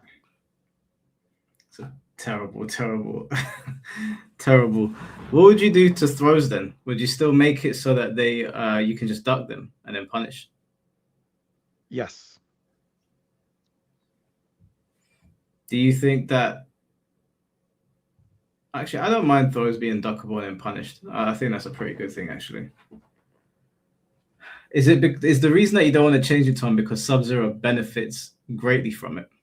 From what? From fireballs not clashing, because he can freeze you. No. Would you admit that Sub-Zero does benefit greatly from it? Absolutely. There we go. We got our answer. It's got nothing to do with Sub-Zero. Foxy said projectiles not clashing is fine. Means there's plenty of intricacies in all projectile matchups depending on spacing, timing, and trades. But you have to be decent at the game to begin that. I am decent at Mortal Kombat game. I'm pretty good at Mortal Kombat games. I still think it's a very Foxy 100%. You don't. Of course, you're going to agree with me. You don't have an answer for me. In every other fighting game, including Smash there are still Brothers, plenty of intricacies in how Mortal Kombat does zoning. It's its own thing. Okay, let me ask you a question then. If Street Fighter adopted the Mortal Kombat zoning war, do you think it would be a better game? Street Fighter is a different game. Or you can't just slap in a Mortal Kombat. But okay, what is the difference between the two? In how they do zoning, it's a big difference. What are the differences? In the zoning wars? Yeah. I feel like zoning and counter zoning is it's hard to say better. It's not better, but it's different. It separates Mortal Kombat from its own thing in that game. It's not like Street Fighter.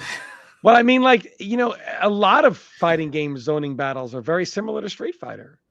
Mortal Kombat, the more dissimilar to Street Fighter it is, the more it stands out, I feel like.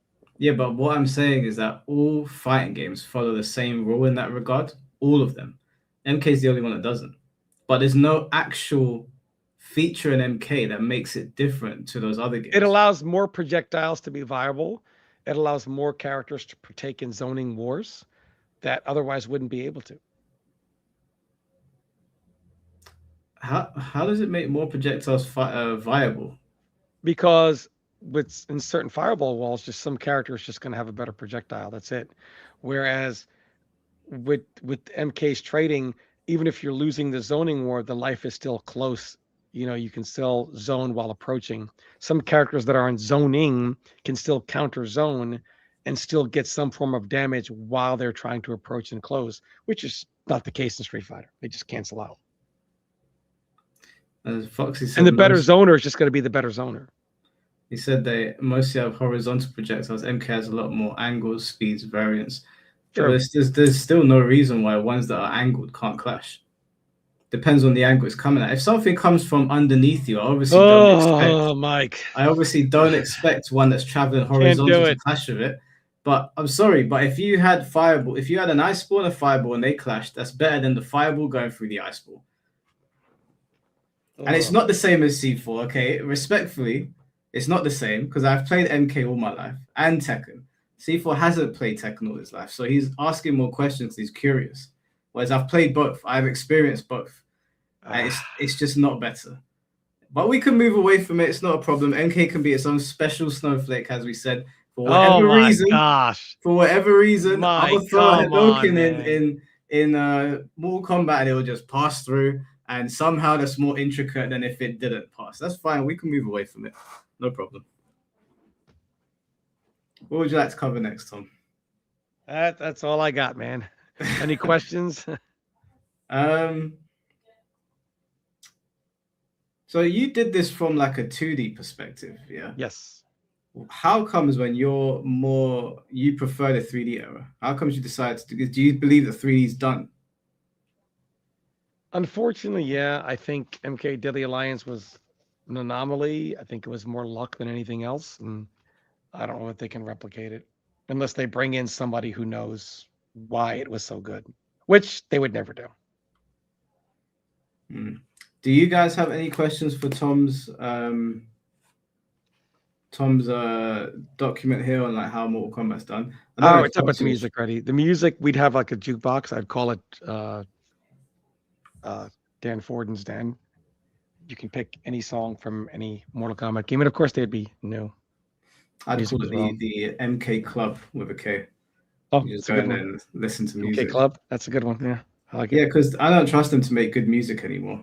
But they've got so much good music that if they just give us a jukebox, we ain't got nothing to complain about. I'll just switch the music up. Yeah. It's like new Tekken games. If they release shit music, I don't really care because we have a jukebox. They've got so many good tracks in Tekken. And the rest will bring me in to help design a 3D MK game. I would love to help design a 3D MK game. Those are the ones that I have the most experience in, experience playing in. So I'd love to have a try. I think you should do a document on 3D MK. I feel like that would be way more interesting because you found out a lot of stuff about Deadly Alliance that people didn't know about. Yeah, I mean, I could do that. Did you ever complete your MK document for Deadly Alliance? Never did. You know, people ask me about that all the time. Where's the completed version? I mean, I just don't think enough people care. You know, like how are they ever going to play it? I think the more things that you put out there for MK, the more likely it is that someone might notice and pick it up. When I spoke to Dell, he literally told me, and he said that I could say this on stream, that the developers were paying attention to us bitching and complaining about sword characters in Tekken. He showed me proof that the developers were watching what we were saying, and that was one of the driving forces behind Yujiro. Yeah, but the developers at NetherRealm don't pay attention to anything I say. I don't think that's true, though. I think they probably do. They might not say anything to you, but I think they probably do watch you. They don't. How do you know? They don't. The guy came on here and told us that they do. They watch us. Not me. Well, they would have to if you're on here. They don't care about anything I say. That much I know. I don't know. I think you're being pessimistic. I think they probably watch. They don't care. They don't care. Well, how do you feel about, like, obviously I saw proof that the developers were paying attention to the Tekken community and a lot of content creators bitching about Clive. Don't you think that's possible for MK, especially if there's a new one coming out? It is. It's just not possible with me. Why do you think they wouldn't listen to you, even if they're angry? No. Like for me, it's on deaf ears. Very possible. Just for me, that ship has sailed. They do not care anything I say. Fair enough. Well, is there anything that you want to close on at all? Nothing at all. I mean, I just hope MK is better, and I hope we get a game that we can build a community around. There's a lot of hopium around the next MK game, and I hope for once they can deliver on it. When would you say that we're going to get like an announcement for MK, given the rough time frame? Just based on what they've done historically. December? What, this year? Yeah. That would be sick. Yujiro in winter, Mortal Kombat, Virtua Fighter around the corner. Are you going to play Virtua Fighter, by the way? I don't know. I don't have much time. You make it sound like you're going to die. I mean, meaning I don't have much time to play much anymore. No, that's fair enough. That's fair. Well, I know you're busy, Tom, so I'll let you go. Yeah, I appreciate it, Mike. Thanks for having me on, brother. No worries, man. I'll catch you in a bit. All right, guys. I saw your comments. I saw C4's comments. There's a big difference between me and you on this, C4. I've played MK to death. I can't see a good reason for why fireballs don't clash. It's the dumbest shit I've ever seen. Visually, it looks stupid. If the fireball's coming from here, like Black Adam's like weird projectile comes at a dodgy angle, it comes up beneath you. Okay, cool. Obviously, they're not going to clash. But if I shoot a lightning bolt at you and you shoot laser beams and they pass through each other, and then someone goes, it's to the Mortal Kombat thing, I'm just going to look at it and go, whatever, man. whatever. You take Homelander and Superman out of an NRS game and you put them in something else with the same projectiles, they will clash. Visually, it will look appealing as well. But for some reason, they're ghosts in MK. Even if you want to make the argument that there's applications for it, it's visually one of the stupidest looking things I have ever seen in a fighting game. Not even Smash Brothers has that. Luigi and Mario can literally throw fireballs at each other and have a little war. But for some reason in Mortal Kombat, even if they're going straight at each other, imagine I'm playing Noob Saibot, I'm shooting one of his ghost balls, it passes right through Cetrion's boulder. So I get knocked over and she wins the advantage, or whoever's more dominant in that situation. Jump on and cook. If Foxy can jump on here, we can have the discussion if Foxy wants to. I'm more than happy to. Because the lightning is going directly beside the fire, but we just can't see it. It's 2D. Yeah, that's a load of nonsense. That's a load of nonsense. Why is it going beside it? Visually, it looks ugly. And Mortal Kombat's one of those like spectator-friendly games. Like everyone watches, like, oh, that was really cool. Then they got that dumb shit going on. It's so dumb. There's no excuse for it. He's traveling. Oh, okay. He was probably a combo breaker. That's fine. But yeah. Today wasn't a long stream. Mike, it's because MK is a snowflake. Yeah. Okay, wait. C4. I don't even know what you're saying that in reference to. What were we talking about in Tekken? Where I said that, or did you say that Tekken is its own special snowflake? What was the specific thing we were talking about? Because I think you were arguing something, and everybody was saying, no, that's not how Tekken works. And we gave you specific reasons, but they weren't good enough for you. So you called it a snowflake. I can't remember what it was, though. But whilst C4 is gathering his thoughts, tomorrow, finally, we're going to have Perfection on here to ask him about all the controversy surrounding him. So that will be at 9 p.m. UK time.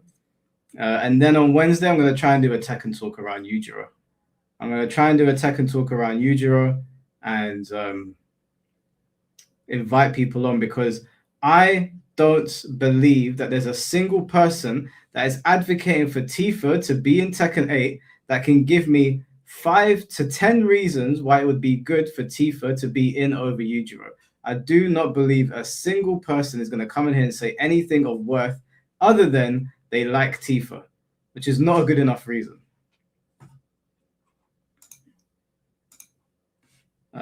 Mr. JB, thank you for the $2. Yujiro for Tekken 8. Hell yeah. Baki for Virtua Fighter 6. I would rather they focus on Yakuza characters for guests in Virtua Fighter 6, I'll be honest. Like, I'd rather they put Kiryu or maybe a Stranger Than Heaven character. I need to contact Yaya. I need to wait, C4, when are you guys back from Combo Breaker? Because I need to make sure Yaya's here, because Yaya was pissed that Yujiro was in Tekken. To hell with Perfection. I need the Tekken talk. Yeah, but there's some people that are going to be at Combo Breaker and whatnot. People are still going to be traveling back. I'd rather wait until all parties were available. My top 10 reasons for wanting Tifa in Tekken 8 is boobs. Listen, send it to DOA. If you want her in Tekken for boobs, why don't you just send it to DOA? You're going to get much more bang for your buck over there. You know they're going to give you some crazy costumes. I'll send you the link, C4. One sec.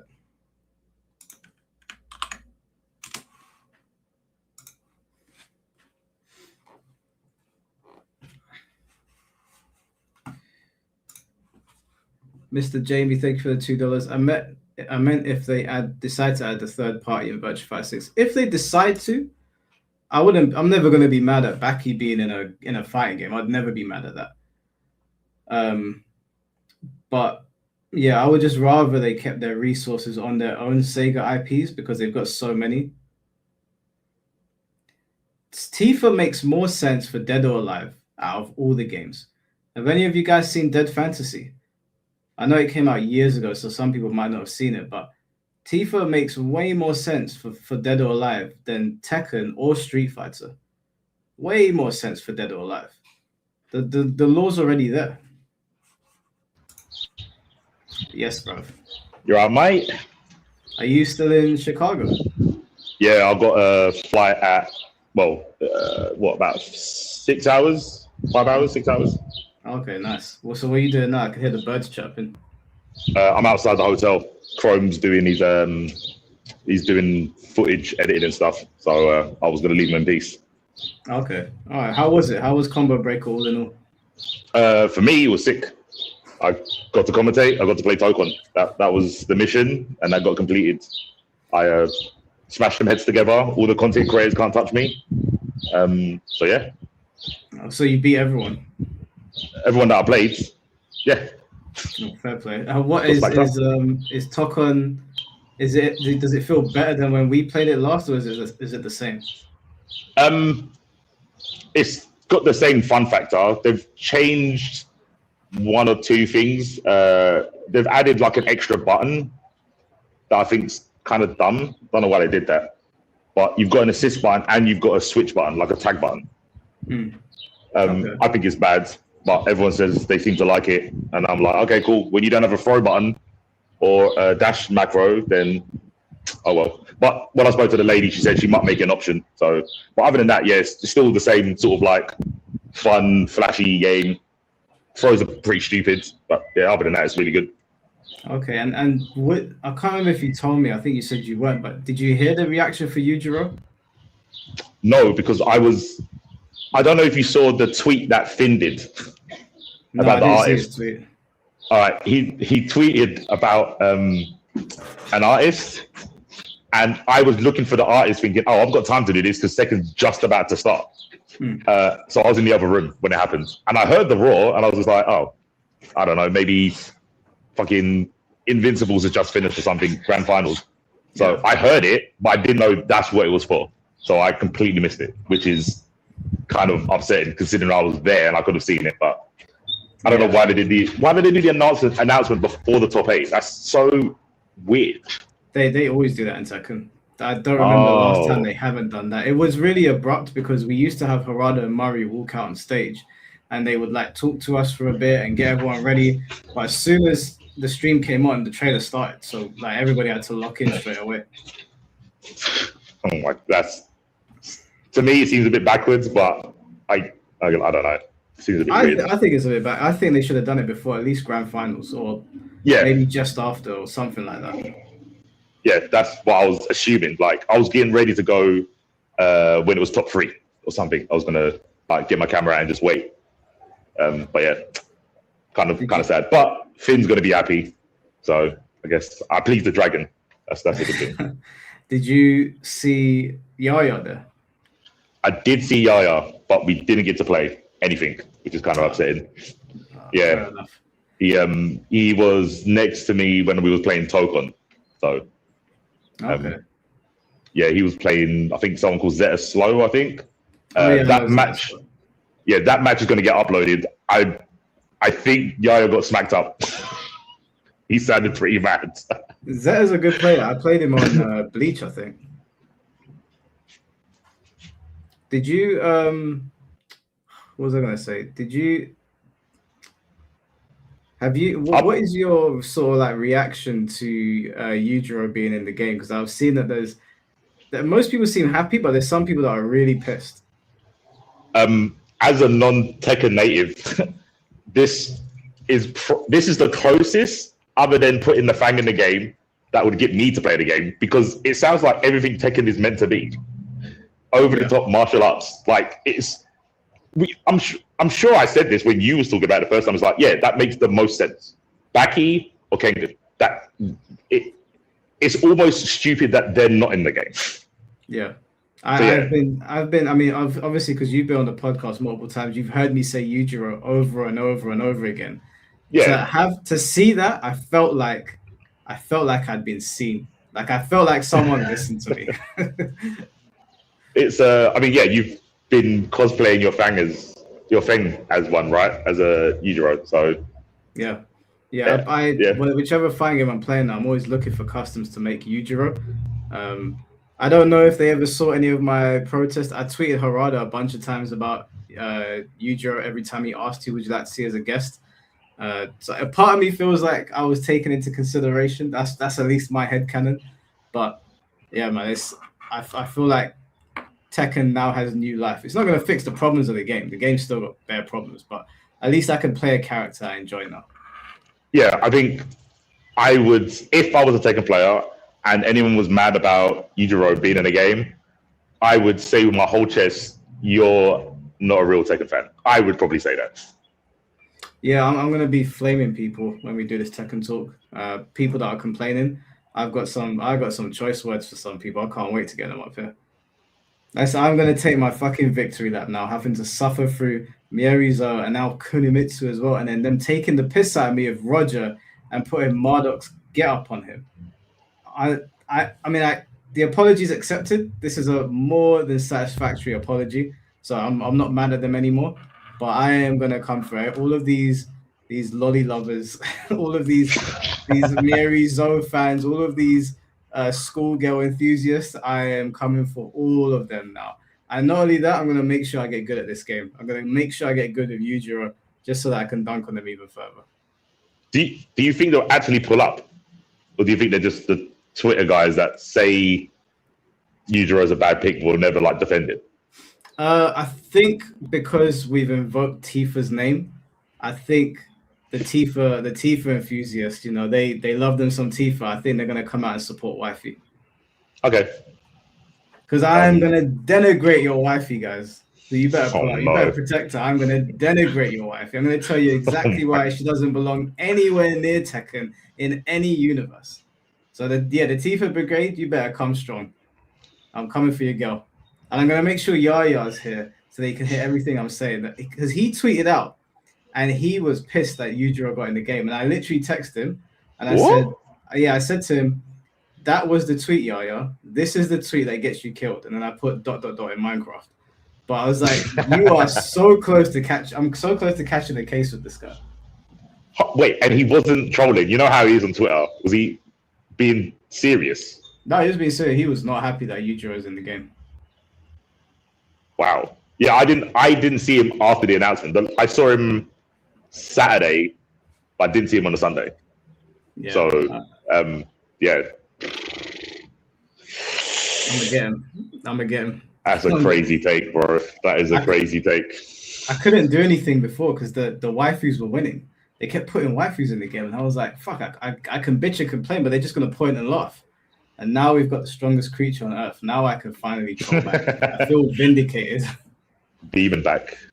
Yeah, man. He is here. I'm happy for you. Well, I'm happy for Tekken. I think this is only positive. I can't see a bad thing coming from his addition to the game. I can't think of one good argument, and I'm pretty good at retard whispering, but I can't even retard whisper this. This is clearly in every timeline better than putting Tifa in the game. Yeah, every time. Like people were saying, "Oh, Tifa's more popular," and I was saying to them, like, fighting games are a niche. You need to appeal to the niche, and even if you have a more popular character, like Pikachu's more popular than Tifa. Pikachu's not a good fit for Tekken. That's not a good argument. Their main arguments were she's very popular and she would be the first female guest character. And I was like, that's not a good metric for female, for a guest character, because then people could just start saying Lara Croft, Bayonetta, Sakura. Yep. And if she's more popular, then I could just be like, well, okay, well, that guy in Call of Duty 4, that general that you end up killing, he's probably more popular, or Pikachu or whatever. They're not good fits for Tekken. You need to find a good fit for Tekken that makes sense. This guy is one of the original bad fathers, so he fits with Hayachi and Kazuya. He's a martial artist. He's seeking the strongest fighters. His anime directly influenced characters that already exist in Tekken, like Feng Wei and Fakuram. And in terms of popularity, he's already popular enough. Back he sold over 100 million copies. So I don't know what these people are talking about. I'm going to need you to retard whisper for them. I think he lost his connection. Mr. JB, thank you for the $5. I would have been fine with Tifa in Tekken 8, but the damage was already done when Clive was announced. Besides, we could still get her in SF6, which I'm down for. Nah, keep her out of Street Fighter as well, man. Do you know what? Keep Tifa out of everything. Keep her out of everything just to teach these Tifa enthusiasts a lesson. Keep her out of everything. Don't even put her in Dead or Alive. You sound a bit triggered over Tifa. I'm not gonna lie. I am fed up of hearing Tifa's name. You know, I like Maximilian's content. I really do. I've been subbed to him for years. But if there's one thing I can't stand is when he brings up Tifa.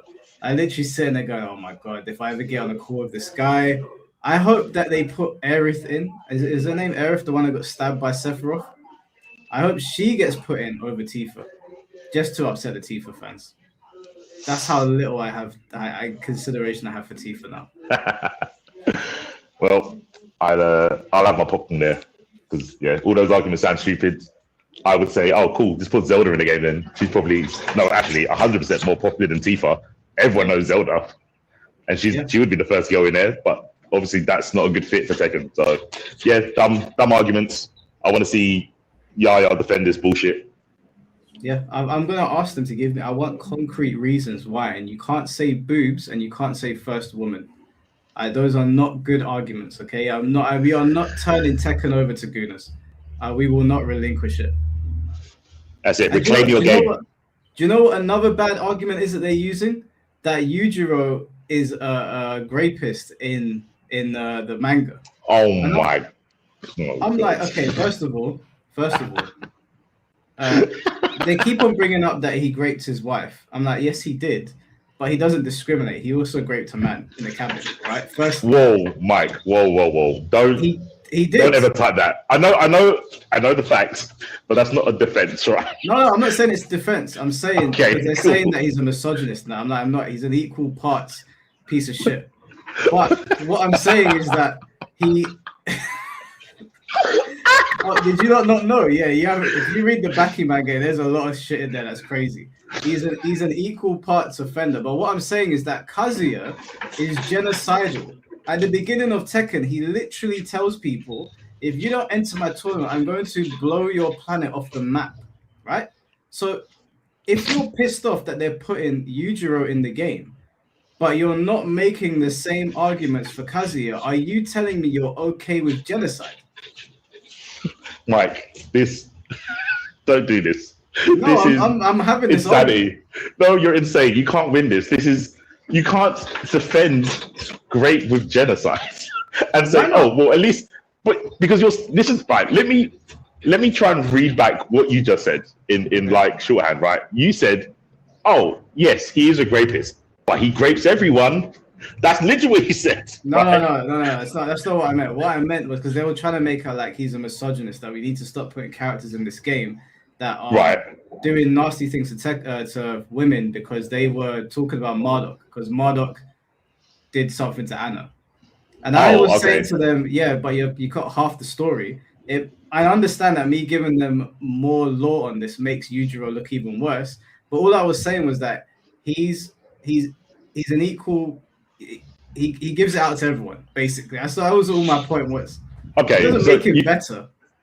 Okay, it sounds like you're going, yeah, okay, he might be a rapist, but he's not a misogynist. And it's like, okay, one of them is way worse than the other. So I don't think anyone really cares if he's a misogynist. They probably care more that he's a rapist, right? Okay. And then comparing the rape to genocide, they're both bad. Sure, yeah, I get that. But if Kazuya is doing his whole like Cell Games Arena bullshit, and I guess it's part of the narrative, I don't know if it's comparable. No, I'm not comparing them. I'm saying that people are getting annoyed that they're putting a rapist in the game, right? Right, okay. If you're annoyed about something like that, then like in fiction as well, then obviously wiping people off the face of the planet is also a really, really bad thing, right? But you're okay with that. True. Well, I mean, like in fiction, this is going to be a really weird argument, but I think in fiction, one is way worse than the other. Because in Dragon Ball, planets get destroyed all the time. But if a character raped another character, I think everyone would be like, no, this is messed up. Wait. This is going to sound really bad as well. I know this conversation is already really bad. Yeah, there already is one in Tekken already. They already crossed that line. That line got crossed in Tekken 5, didn't it? With who? Marduk. He raped Anna. I thought you said he'd done stuff to her. I didn't know. Okay. In that case, they might say, well, that's why he didn't come back to 8. But he came back. Wait, he's in 6. He's in tag 2. He's in 7. Okay, so that is fair. I think that's a good argument from you to be like, oh no, they've already got a greatest in the game, which is a crazy thing to say. But for you personally, this is horrendous because they're just going to say, oh, you just main rapists. You just want the main rapist. So I wouldn't make this argument if I was you. Wait, I need to come up with a counter for that. Yeah, it's pretty bad, right? I don't have one. Yeah, I don't have a counter for that. But I don't main him because he did that. I think that he did that. I think it was nasty when he did that. I think C4 got me there. I don't have a comeback, but that's obviously not why I main the character. I'm gonna have this argument anyway. I'm gonna have it anyway. I think he lost connection again. That's a hell of a line, bro. I'm going to have the argument anyway. It's not the reason why I named why I named the character, but there's loads of characters in the game that do terrible things. I don't think the Marduk Anna scene was canon. Yeah, but they still animated it. They still animated it. So even if it's not canon, it was still animated in the game. Oh, I think he lost connection. He'll be back in a minute. How can he drop a pipe bomb like that and then leave? You know, all my haters are going to clip this stuff.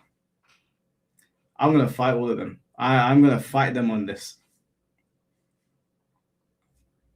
That's your headcanon. I think, yeah, but even if it's not canon, it was still animated in the game. I can't beat the Lodi artist like this. No, I can. I can beat them on this. Because I'm consistent on how oh, wait, one sec. Did you lose connection? Yeah, my bad. Hotel Wi-Fi. You didn't lose connection. You just wanted to change your name to Mike Mains.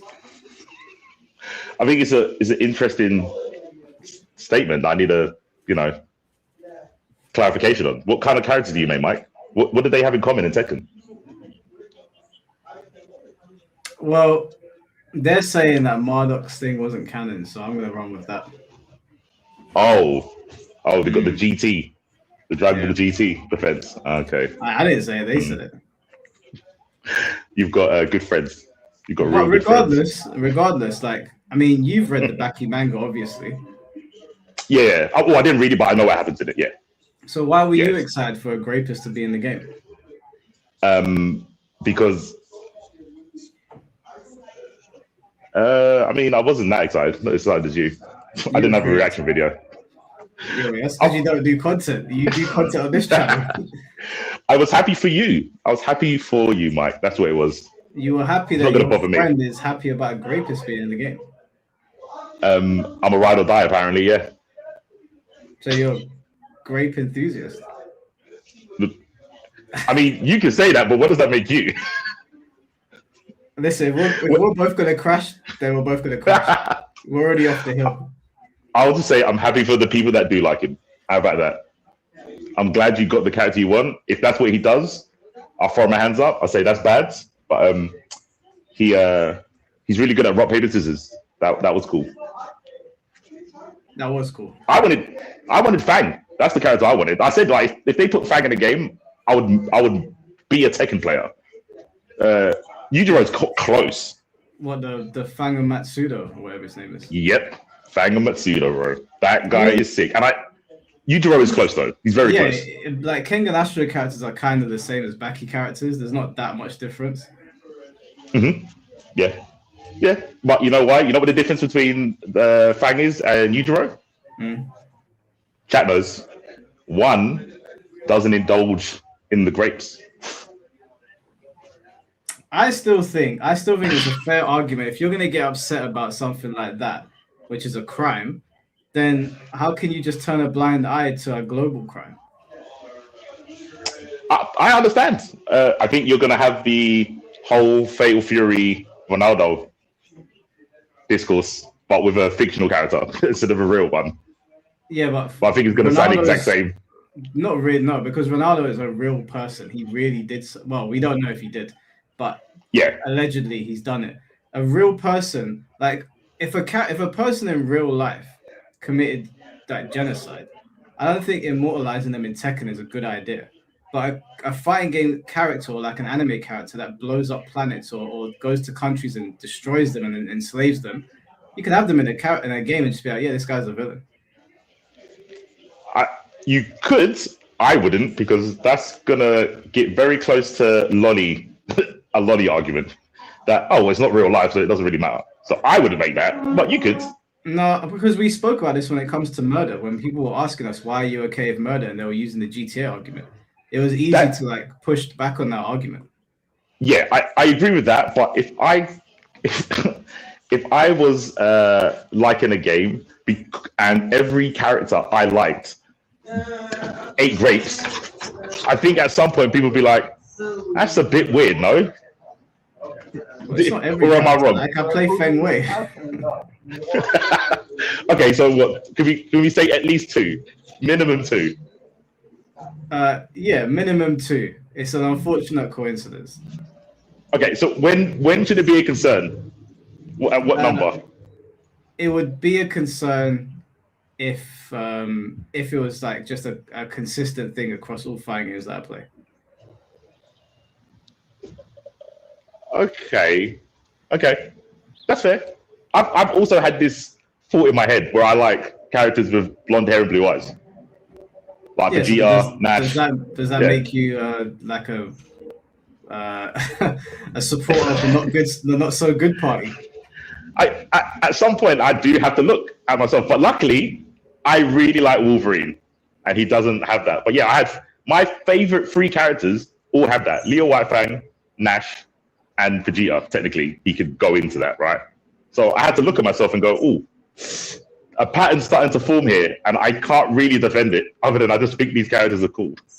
But that's the only defense you have to give. Like, no one's gonna look at your characters and be like, they've got blonde hair and blue eyes, a sane person, and go, "Oh, you must be down with the whole World War II shit." That would be a massive, massive leap. In my head, yeah, but I'm just thinking if it kept happening, at some point someone would have to say something. That's what I'm saying. But if you're saying across all games, one day we'll do like, we'll do a stream of like who's our favorite characters, and we'll see if there's a pattern, and then we can. Well, I can list off my favorite characters in fighting games now. Soul Calibur, I'll go. Obviously, Mortal Kombat, Scorpion. Mm-hmm. Tekken is Kazuya in the lore, or Kazuya and Jinpachi. What other fighting games are there? Oh, Street Fighter's Bison. That's not a good look, but Bison. Yeah, not good. Genocide high, real high right now. Yeah. I mean, like killing people in these things. I mean, a villain that kind of has to kill people. Like, there's no real way to avoid that. Bro, when we're playing every Sunday, you want to kill people when you're the hero. Yeah, but it's because in fiction it's funny. It's funny to throw that spanner in the work. Okay. Yeah, in Virtua Fighter I played Go. I don't know what Go's story is though. I just played him because I thought his fight style was cool, and apparently he's a Yakuza. So I don't know what his story is. Is Go a genocidal as well, guys? Someone tell me. Where's Chad? He knows what the law, right? Dead or Alive, I play Mila. I don't think Mila's genocidal. She doesn't look it. Okay. Go is the biggest psycho murderer. Oh wow. Ooh. Yikes. Go is crazy. Go is genocidal. Damn. Okay. So we've got at least 3. Okay. Okay. Well, I like Injustice Superman as well. So that's a big 4. Black humongous Adam. 4. Black Adam. I'll say 4.5. He did start World War III, to be fair. Yeah, I'll give you half for Black Adam because he's doing it for protection. Do you know what I mean? He's looking after his people. It's kind of understandable, a little bit. Who else is there? I mean Shao Kahn in MK1. I don't know if you'd call Shao Kahn. Yeah, he is genocidal, I guess. Yeah, he's absolutely genocidal. Well, I don't think he wants to destroy Earthrealm. He just wants to take it over, right? He wants to control it. Yeah, he wants to control it. He's a slave master. A dictator. Oof. I tried to have a better word, but slave master, that might as well be genocidal. That's on the same tier list for sure. Yeah. Well, yeah. Maybe my character. I play villainous characters. What can I say? I make no excuses for it. Yeah. Okay. Cool. There's a pattern. And what? That's exactly what a villain would say. I'm not going to say anything. Chat. You be the judge. Is it okay? Does the pattern say anything about Mike other than his character in our little D&D skirmish? It all makes sense now. Now I'm not mad at you for the acquiring of souls. But okay, has my actions in real life ever reflected the kinds of characters that I play?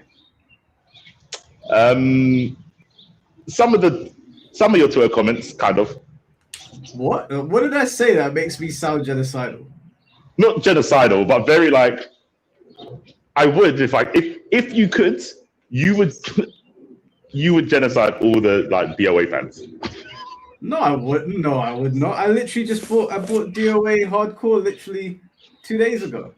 I know the DOA people. I like Emery Reigns. Oh, okay, most of them then. You know the people I'm talking about. I know. I wouldn't whack them off the face of the planet. I just make a DOA game that upsets them. I think that would be funnier. Oh, okay. I'll make a DOA game and then I'd make all the booty costumes like $30 each. And then I'll be like, well, if you really want them, you gotta pay up. I think that's fair enough. That's a bad read on my part. I thought you'd want to light Yagame potato chip them. Now, do you know what it is? I think that life is precious, right? I really think life is precious. But in the fictitious world, in a fake world, well, I'm not me. Yeah, like if you catch me on GTA, I'm running over absolutely everyone. Like I am doing all the cheats and just causing mayhem. Because in real life, those things are abhorrent and we don't do that. But yeah, if you catch me on Red Dead Redemption, I'm doing the craziest shit to people. It's not real. I'm not okay. I have my lines as well, obviously, before the lolly enthusiasts come in here. I have my lines. Yep. But, be careful. Yeah, I have my lines. That's fine. I have my lines. But yeah, in GTA, yeah, I'm literally starting chaos. And in fighting games, I'm picking the character that is not the most villainous, but definitely up there. So you just it's not real, right? It's what you're doing to those people is not real. But in the story, they give you reasons for why some characters are murderous. And there's no defense of what Yujiro did. Obviously, we all know what Yujiro did was a bad thing, especially to the guy in the cabin. That was completely uncalled for. I don't know. I saw some people online saying, "Oh, well, he did threaten Donald Trump and Elon Musk, so he's okay in my book." Which I think is a crazy stance. Personally, I think that's a crazy stance myself. That is crazy. That is a mad thing to. Why would you even type that? That is dumb. Yeah, I saw that and I was like, I'm not the one defending it. Yeah, that's very stupid. I'm very surprised they didn't just put Baki because Baki's he has a better, he's got a clean sheet. He's not like a bad guy. He's a bit arrogant, but that's like the worst thing you can pin on him. He's an arrogant arsehole at points. It was risky because they know his history, but they still put him in there. It's I think because he fits the whole aesthetic of Tekken, like the guest characters, because they could have put Rock Howard in, but they put Geese, and Geese is another bad father. So I think they're going with that. Like the Tekken's known for having really bad fathers, and Yujiro is another really bad father. And I think from what I can tell from the guest characters in Tekken, minus Noctis is the one that really was weird to me, and I guess Clive as well. The Final Fantasy ones are a bit left field. But if you look at all of the guest characters, they're either evil or they're just like super powered like martial artists that are like seeking to fight stronger people. You've got Akuma, Geese, there's Negan. Negan's evil as well. At the time he was evil anyway. And then you've got Yujiro. They kind of all follow a similar pattern. That's fair. That's actually that is probably your best argument. Like you should just use that. Don't talk about grapes.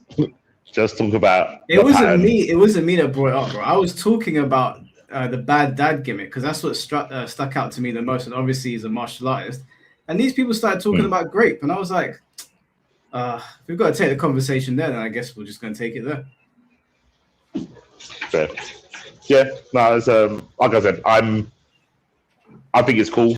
I think it's done like really good stuff for Tekken. I heard like the everyone's like started to reinstall the game and whatnot.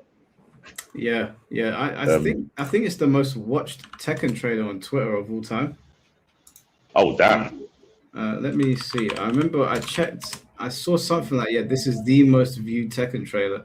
Yeah, it's 9.2 million already. Wow, it's not even been 24 hours yet. It's not even been 24 hours. So like, I genuinely think that this was the best pick. I think that this would have done crazier numbers than Tifa. I think more people will buy Yujiro and stick around. I think Tifa would be a really big thing for a very short amount of time, and then they'll just go back to doing what they're doing. I don't think Tifa players are like, or people that are like into Tifa are not big into fighting games the same way people that like Yujiro are obviously going to be more connected to fighting games. I agree. Yeah. I think that's like obvious, but obviously they don't think so. Yeah, I just clicked on because Tifa's trending right now. It's just people are angry about Tifa. There's Tifa pictures and then Yujiro pictures everywhere. Blah. This is quite funny. But yeah, all right, cool, man. So when are you back? I'll be back Tuesday, like afternoon. Yeah, Tuesday afternoon. I should land back. Yeah.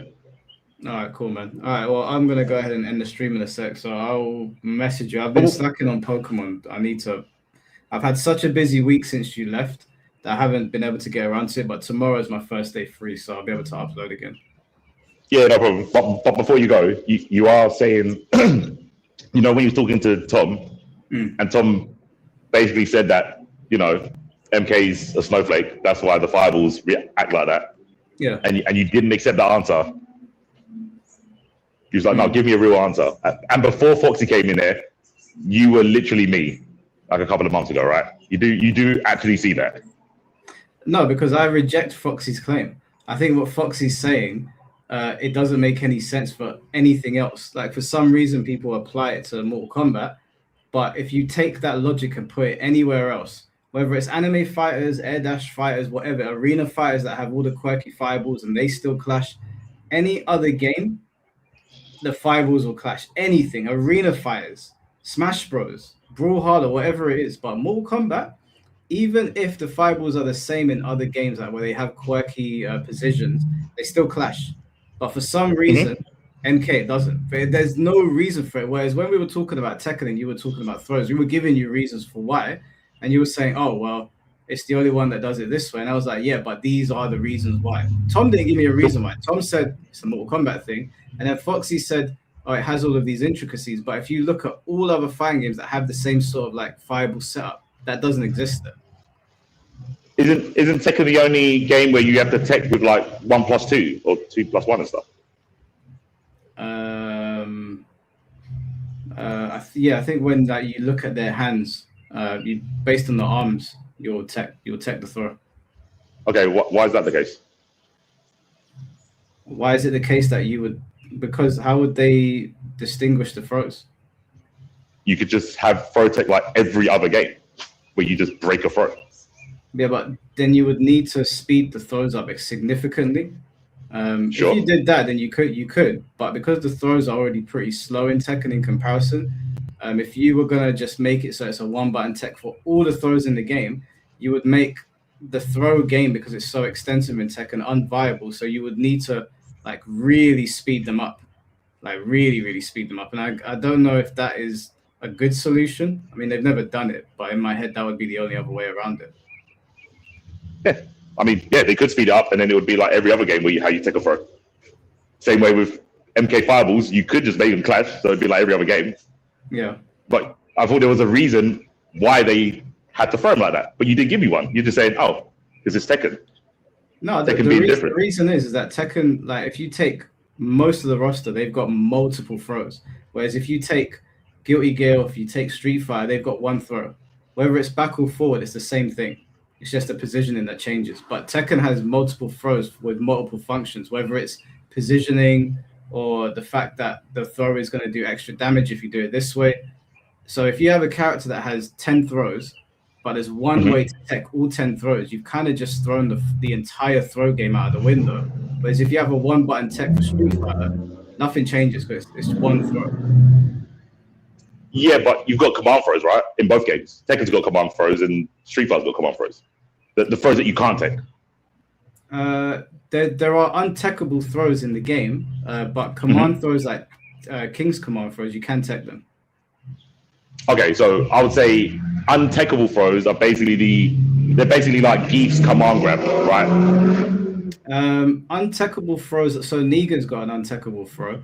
It's extremely slow and it doesn't do much, but the payoff is that they can't do anything about it. But other than that, there's not too many of them. Okay, I'll give it a think on the plane. I think you're literally just saying the same thing I did.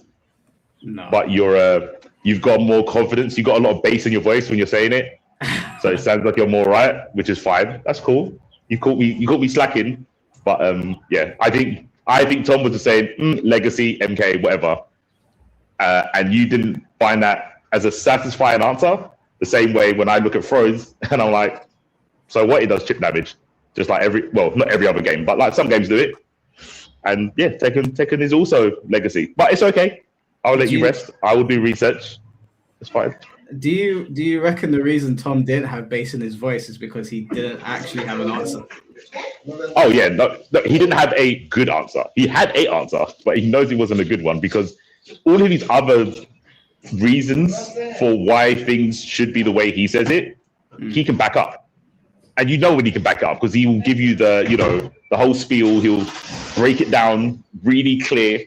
But with that one, he just laughed and said, yeah. So he knows.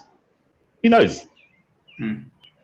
Well, okay, I'll let you think about it, and then we can reconvene when you get back to the UK. Yeah. I'll speak to Finn. I'll speak to Chad. I'll get some insider knowledge, and then I'll get back to you. Yeah. All right, man. I'll message you later on then. All right, cool. No problem. In a bit. See you later, Jack. In a bit, bro. All right, guys. That's the stream. So we're going to have that Yujiro conversation. I'm going to come back with better arguments. But I still think that I'll beat those guys in the arguments just because it was C4. He caught me in a binder there, but I got him back. Black Fang, thank you for the 20 DKK. To the, I guess it says Gooners who don't like Yujiro, play DOA. Bro, people calling Yujiro ugly as a reason to not be in the game. Insane. But yeah, I'll see you tomorrow. So we're going to do the Perfection stream tomorrow. Perfection, the natural selection. He's going to come on here to explain the allegations. If you don't know what the allegations are, then just stay tuned tomorrow. It'll be at 9 p.m. UK time. So 2 hours after this stream has started. But yeah, 9 p.m. BST. And I'll see you guys tomorrow. So thank you for the support on the stream as always. Appreciate you guys, and I'll catch you all very soon. Take care and peace.